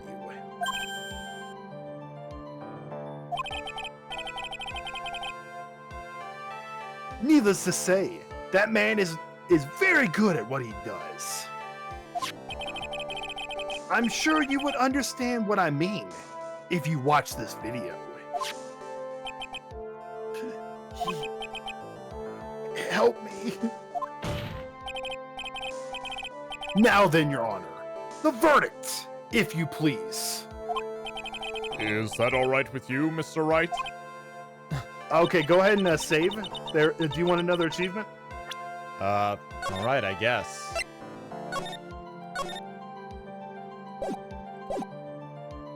All right, so we're gonna tell the judge that he is not guilty. All right. We have finally reached the end of a very long battle. Whether he's convicted or acquitted, there's no escape for him now. Go on, Phoenix. Plead whichever way your heart tells you. Right, Chief. So, not guilty? Yep, you get a achievement. Congratulations, Mr. Matt Engard. Please make sure to savor every moment of what little time you have left. Damn, Phoenix! Your Honor. As always, the defense pleads not guilty. Very well. The court finds the defendant, Matt Engard. What? Please wait! What's the matter? If I get a not guilty, I'll be killed. Hmm? I'm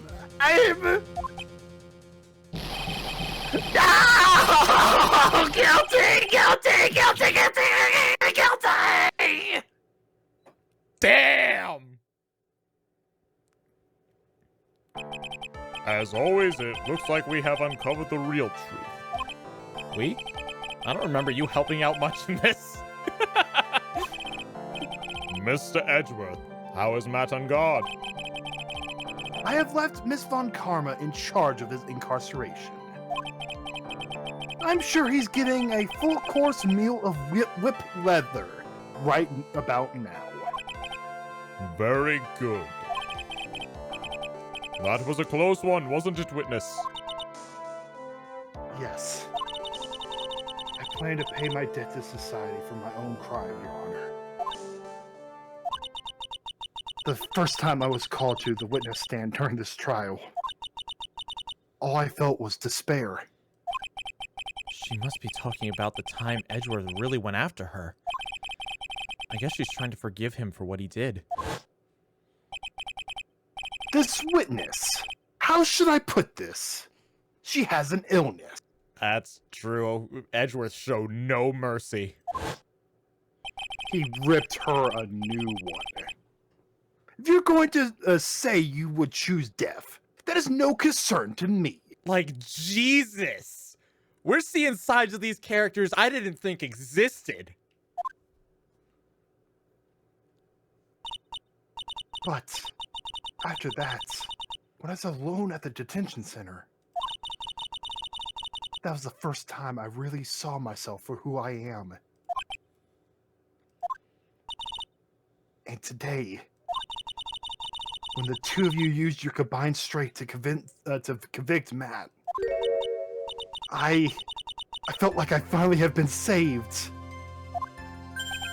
Wow, this is the first time I've ever seen her smile.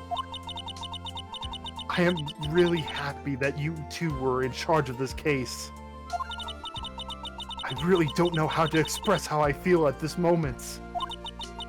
This is the first time I felt comfortable with myself, with who I am.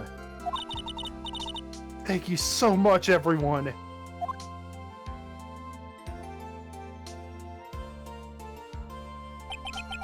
Looks like we have resolved everything at last. As for myself, there are still a few things I'm confused about. But everyone seems to be in good spirits. And that is good enough for me. That is all. This court is adjourned.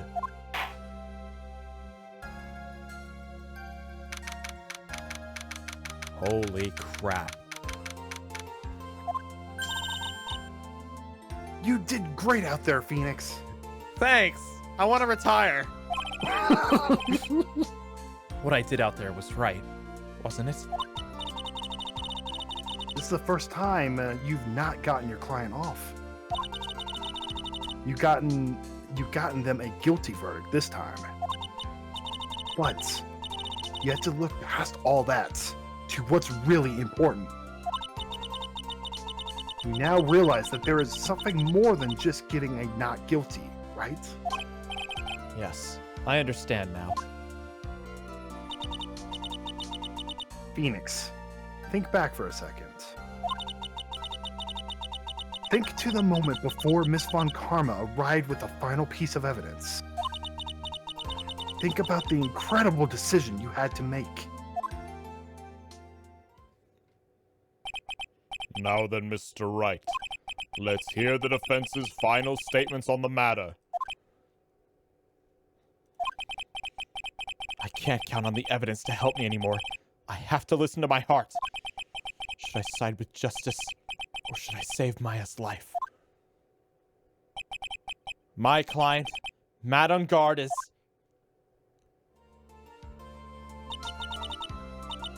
Is he guilty? Or is he not guilty?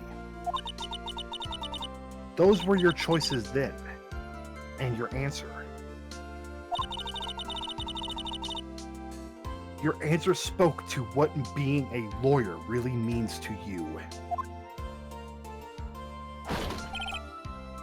Right! Well, before this, we got an ice cream and a lemon from Demo Webster, lemon from Pigmaster, and 3 lemons from LinkToon. Thank you, gentlemen. Lemon party. Edgeworth? I have good news. Maya is now safe in police custody. Thank God. Really? Pearls! You're telling the truth, right, Mr. Edgeworth? Yes, she's quite safe. And a lemon from Everblaze.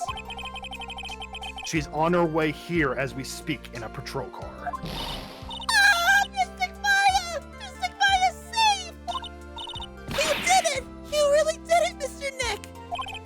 Ow! She punches deceptively hard for a little kid.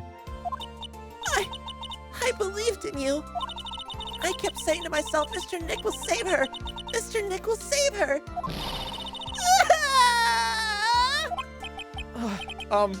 Thanks. Oh, What's wrong? Miss Von Karma.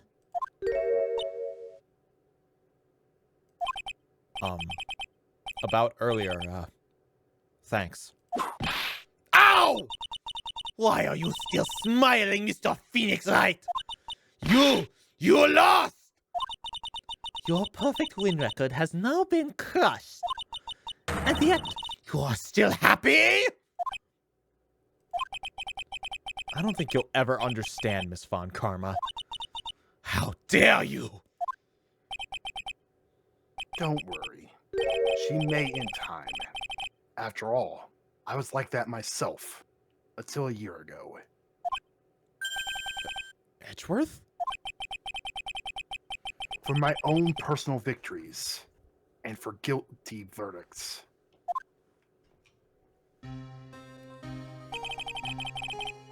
Oh, it's the SO... Is it SO6?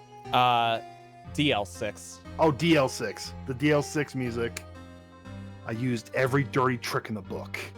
And so my win record remains spotless. But... a man appeared and stood fast against that selfish me. I fought him in my usual manner and tasted my first defeat. Not only to mention the fact that you got one of the most dangerous men in the country declared guilty. Mm-hmm. I felt like I lost everything because of that. Maybe not And dangerous, then- more corrupt. Oh, sorry. And then...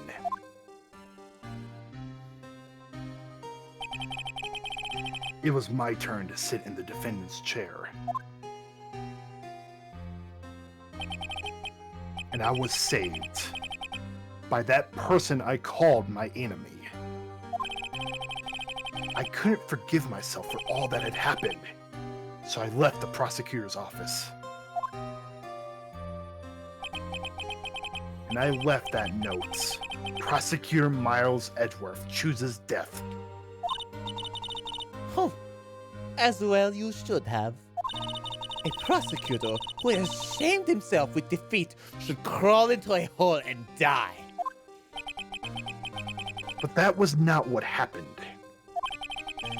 After I left the prosecutor's office, I finally came to realize something. And it was in that moment of clarity that everything began to change. What foolish nonsense! We prosecutors use anything we can to attack the defendant. But every time we did so, no matter how desperate the situation, instead of giving up like most people, that man would hold strong with his undying faith. And then, before I knew it, I began to trust in what that man and I began to trust in that man as well. What? You trusted your enemy? It doesn't matter how many underhanded tricks a person uses. The truth will always find a way to make itself known. The only thing we can do is to fight with the knowledge we hold in everything we have. Erasing the paradoxes one by one. It's never easy. We claw and scratch for every inch. But we will always eventually reach the single truth. And this, I promise you. The truth? Yes. That's the reason why prosecutors and defense attorneys exist. But I'm sure you knew that already, didn't you, Wright? That's why you couldn't forgive me. This man who went into hiding. Isn't that right? This man who only had his sights set on victory, who ran away into the night. Is Mr. Edgeworth right, Mr. Nick? You really let me down. When you disappeared, I felt betrayed. The reason I decided to become a lawyer to begin with was because I believed in the things you said to me all those years ago. And you betrayed your own words. That's why, 1 year ago, I made up my mind. I decided that the Miles Edgeworth I knew had died. At least, that's what I told myself. You pathetic fool! Miss Von Karma? I don't want to hear the wretched whimpering of a disgraced loser. A Von Karma is someone who is destined to be perfect. Miles Edgeworth, you are no longer worthy. You are no longer worthy of being a Von Karma. And neither am I. It's over. It's all over. Francisca threw something on the ground just now. This is electromagnetic receiver. Isn't that the thing she used to track Detective Gumshoe? I'll return this to the precinct later. There's something else. Isn't that Miss Von Karma's whip? Good riddance! Like, seriously! This should have been taken away a long time ago! I'll never set foot in another courtroom again. I'm sure that's what she's saying by this action. Good riddance.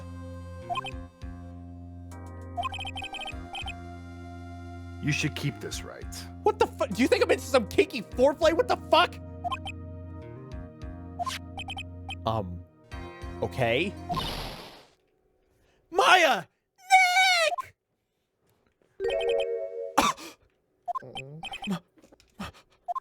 Maya! Mystic Maya! Mystic Maya! Aww. Thumbnail. Thumbnail.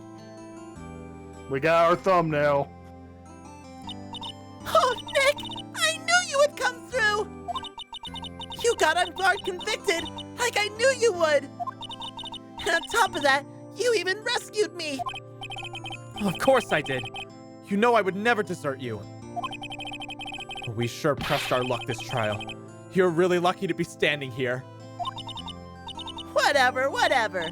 Look, it's over, okay? Besides, if I did croak, I would just come back and haunt you like a bad ghost superly. Is it really that easy to do something like that? Thanks a lot, Nick.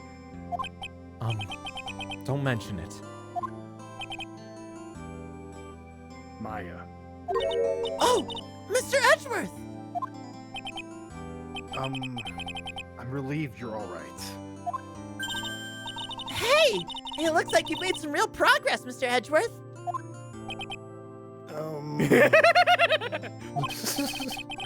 Well, I suppose I'm a little different from who I was a year ago.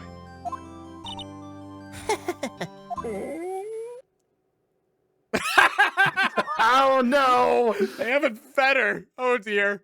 Phoenix is like, well, Wallet, Time for you to take one for the team. Oh yeah, because we're not getting paid from on guard. All right, I think it's time we get out of this depressing place. Huh? Where are we going? Food, Nick, food! Grub, chow, I'm starved. I'm so hungry, even you look like a nice juicy burger on a bun to me, Nick. You think I look like a burger? I'm a prime rib at least. Hey, Phoenix, be proud of your burgerness. Burgers are the best. Come with us, Mr. Edgeworth, please. If you insist. Hey, guys, should we check on Gumshoe or something? No, he's fine. He's like still in that car wreck. Somebody please help! The traffic going around him. There's a gear shifter stuck in my pelvis! He's just like he's dragging himself. He's like, I'm back on the case, pal! All right, so how about we hit up our usual burger joint? Don't be silly, Nick. Huh? This case messed up that awesome evening and got in the way of my gourmet food. So I've decided that we make it up by having another feast. Another feast? Come on, Nick, food! They raid the hotel for food.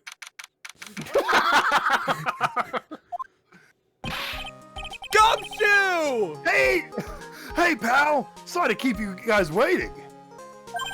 Gumshoe, are you all right? I had a gear shifter in my pelvis, but I'm fine.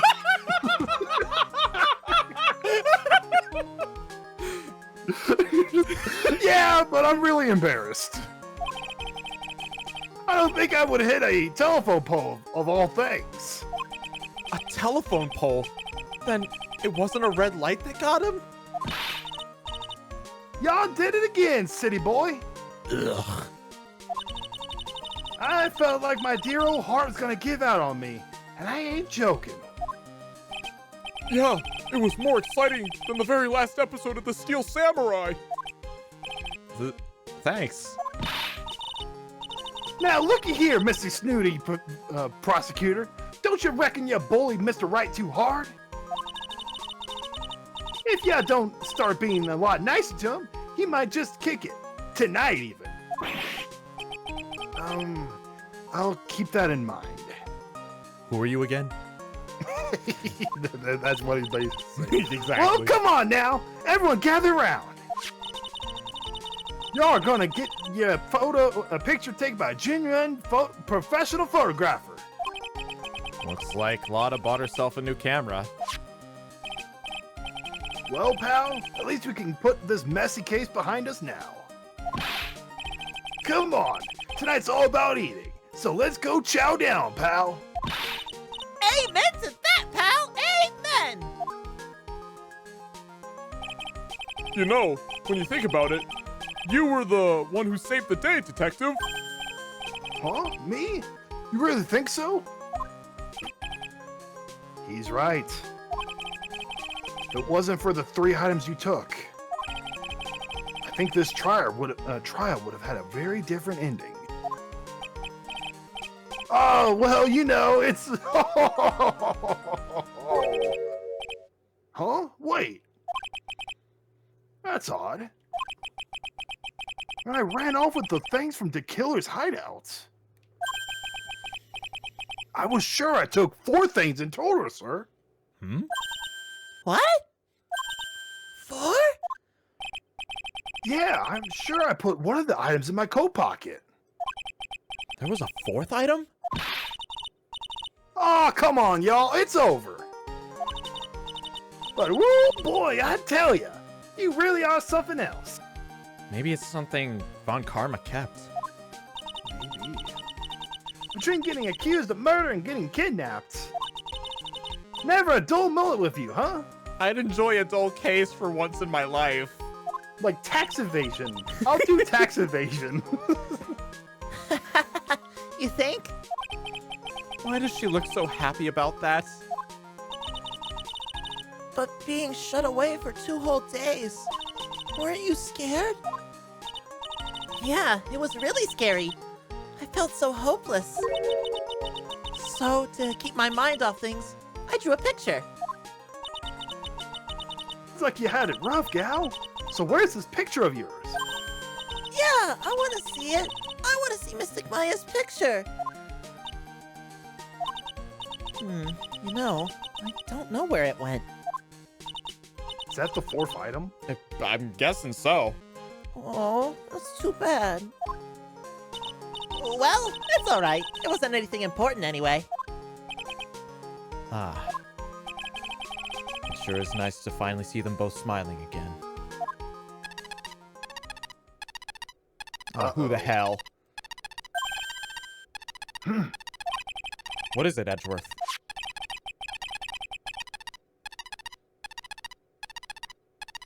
Is it Ms. Von Karma? Are you gonna say? This thing is picking something up.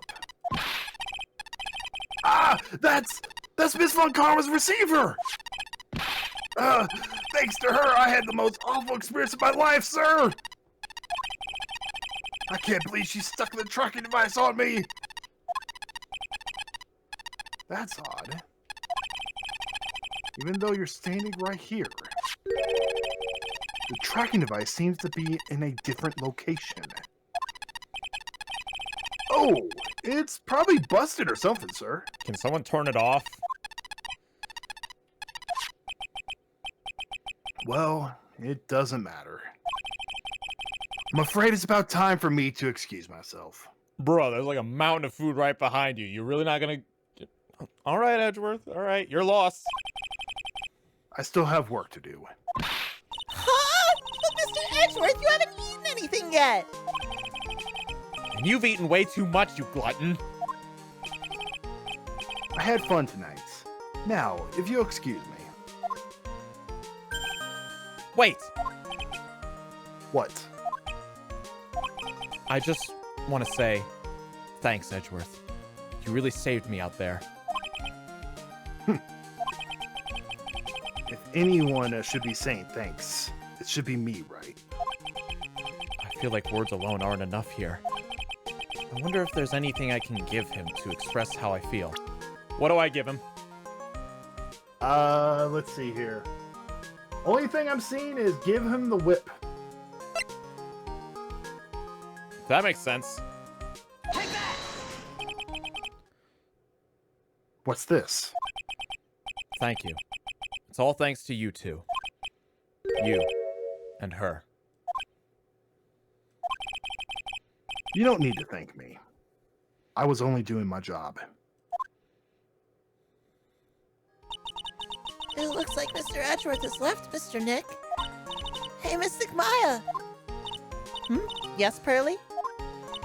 I guess you two can go back to being...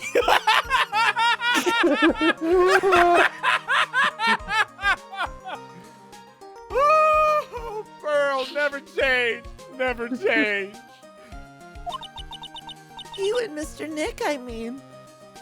But Pearly! Will you cut it out already? You're embarrassing me! You guys weren't a thing already? I mean, anyway. So, who's paying for this lovely dinner party? As if you need to ask. Everyone say thank you to Nick! Huh? Oh yeah, I'm kind of at the point where I can't even buy instant noodles, pal. So I kind of already put your name on the bill. Huh? Huh? Yeah, I got me a situation just like that myself. There's this camera shop in this hotel, see? And I just bought myself this good old beauty here. It better be anyhow for $3,000. $3,000? What the hell? Huh? Huh? Huh? Actually, I reckon you bought it for me since it's on your tab and all. What the fuck? What kind of a... This is highway theft! Isn't this great, Mr. Nick? Yeah, Nick! Why do I suddenly feel like screaming? I can do that for you, Phoenix. Yeah, hold it back now, you hear? Yeah, pal. Time to let it all out. This is going Sorry. to be the first time I hear the real you. Go on. It's been a while since I heard you say it. I've been busy being hostage and all. All right, then. If you say so. Objection! Objection! And that was the second game. That was Phoenix Wright, Turnabout and Trial, right? Or, You really came through for me, Nick. I had to hide that letter, but I knew you'd find it. I really feel like I've been living on the edge lately. I mean, I escaped death 3 times now. Pretty cool, huh? I feel like a pro. please She don't is a make a pro. habit out of it. Okay, so we've still got some stuff. Voice work to do. Yep. Okay, here we go. I'm so happy that you could save Mystic Maya, Mr. Nick. And I'm so happy for the 2 of you. Speaking of which, I think this hotel is a popular place for honeymoons. I sort of made reservations for the 2 of you just in case. Oh my gosh. I love her so much. Never change, Pearl. No, Bonfire, there is no extra case in this one. Well, pal, it looks like I'm back on the force again. Mr. Edgeworth had a long talk with the chief, and he got me reinstated. I heard he said things like, letting that one go is bad to society. I knew it. Crashing headlong into everything is the only way to live, pal. If that's what you say, Mr. Gumshoe. Yeah, this one has no extra case, bonus case. We're going straight to Trials and Tribulation. Who had her again? You. I, Maggie Bear, retiring the uniform. I'm going to be a waitress from now on. Oh, wow. And bring smiles and joys to the people who came to the restaurant, sir. Hope you'll stop by sometime, Mr. Wright. No, Maya's 18, and Phoenix is 24. That's not that bad. No. Yes, are you here to visit a patient? I'm Dr. Hardy.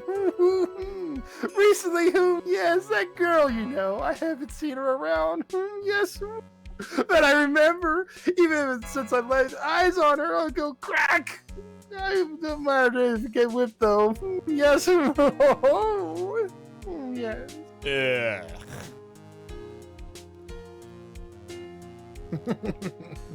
Main programming.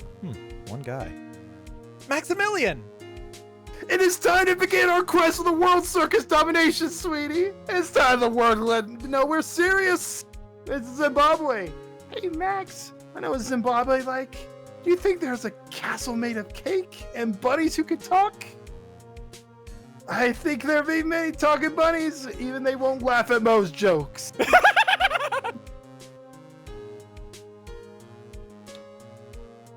We've been playing the trilogy for 69 hours. Nice. I'm ready. There's no way these jokes are gonna fall on deaf ears. I'm going to be more compensatory with my humor. Mo Curls represent. We got our new act all worked out. Prepare for the Hallelujah chorus. Say something, will you? You're supposed to start this off. Get on with it.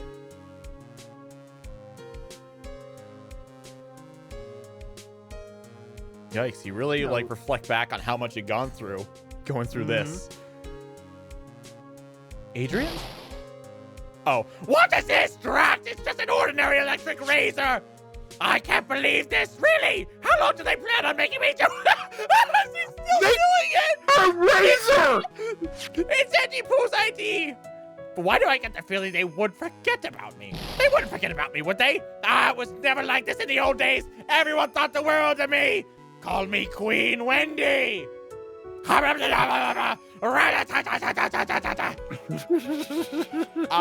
God. I don't know. My side just started hurting doing it that time.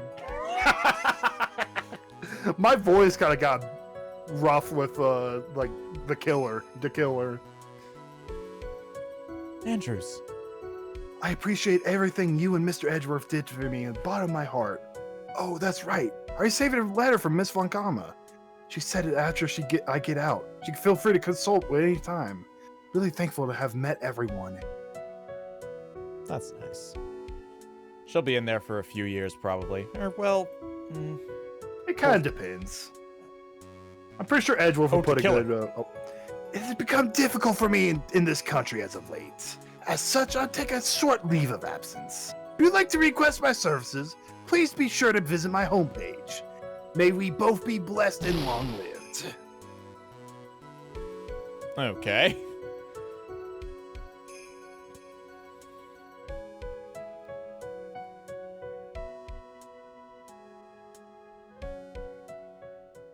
Why is she in jail? Because she tampered with a crime scene. Yeah, she committed obstruction of justice. That's March a 23rd. pretty serious crime. 9:42 p.m. International departures. Oh, is this the Gate same 12. night? Yes. Oh. Oh, Edgeworth is leaving, isn't he? Where are you going, Francisca? How did you know I was here? With this. That's... I heard you were planting things on a certain person. Things like tracking devices in his coat, for example. Oh, that's just like you. I only planted it there because he was always wearing it. This filthy drab of a coat of his. I don't know how it ended up in my luggage. But it's going in the trash, I promise you that. Oh, that's right. Speaking of that man, he told me something very interesting. When I ran off with the things from the killer's hideout, I was sure I took 4 things in total, sir. 4 things? Seems he put the last one in his coat pocket. He put it in here. It doesn't matter anymore. The case is already over. What are you going to do now? That's none of your business. Are you running away? Shut up! You don't understand a thing. You can't possibly understand what it means to be Manfred von Kammer's daughter. Francisca. So many expectations from everyone around me. Expectations I must fulfill. I am expected to win no matter what. And failure, such a thing is not an option for me. My father was a genius. There's no doubt about that. But me, I am no genius. I've always known that. But I had to be the one. I had to. You may not be a genius like your father, but you are a prosecutor. You have been and always will be. No, I am not. Not anymore. I have even thrown away my whip. Speaking of that, Wright gave me this to hold on to. He's just walking through an airport with a fucking whip. This is a different LA, okay? You sure? Yeah. Right. You knew something like this would happen, didn't you? I'm gonna say this again. We prosecutors do not fight for personal honor or pride. I hope you will think deeply about what you should do, what you should be striking down with that whip. You haven't changed a bit. You've always left me alone and walked on ahead without me. Miles Edgeworth, I've always hated you. And then, finally my chance to take revenge on you arrived. If I could win against that man, I could make Phoenix Wright bow down in defeat. Then this girl you left behind would have risen higher than you. That was supposed to be my revenge.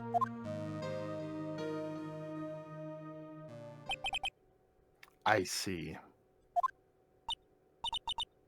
You know, I can't do it. I can't change who I am. I can't throw everything away I've been until today. I believe you can. Just like how Adrian Andrews did. Adrian Andrews? We're going to use her during the trial, right? But you were dependent on your father by using his tactics. Isn't that right? Today, you chased after me, after I had left you behind all these years. And that's why we're standing here now, side by side. But I have no intentions of stopping. If you say you're going to quit your walk down the prosecutor's path, then this is where we part ways, Franziska von Karma. What the? I am Franziska von Karma. Don't think I am going to walk in your shadow forever. Our battle begins now, so you better prepare yourself, Miles Edgeworth.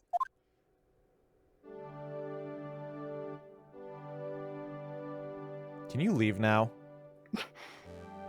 Thank you. Off she goes. Goodbye, Phoenix Wright. Phoenix One Wright. day, someday, I am sure we'll meet again in battle. Until then, this last piece of evidence that's never made it to you, I'll take good care of this fourth piece, so I can give it to you when at last we meet again. You can keep it, honestly. Don't come back. Nick. Aww. That's the picture Maya drew! Yeah, on the card. Okay, everybody remember that. That's gonna come up in a future game. Achievement unlocked. Farewell, my turnabout. There we go. Oh, wow. Let's see. So, we have done Phoenix Wright Ace Attorney. We have done Justice for All. All that's left now is Trials and Tribulations. Damn. This is personally my favorite game out of the trilogy that we're getting into right now. Oh, really? Okay. Nothing wrong with the other ones. Just this one just goes above and beyond. All right. Well then, everybody. I suppose next week we have this to look forward to. I hope you Yes. all are as excited as I am. Well then, until then, hope you guys have yourselves a good weekend, a good week, and we'll see you next time. See you next time.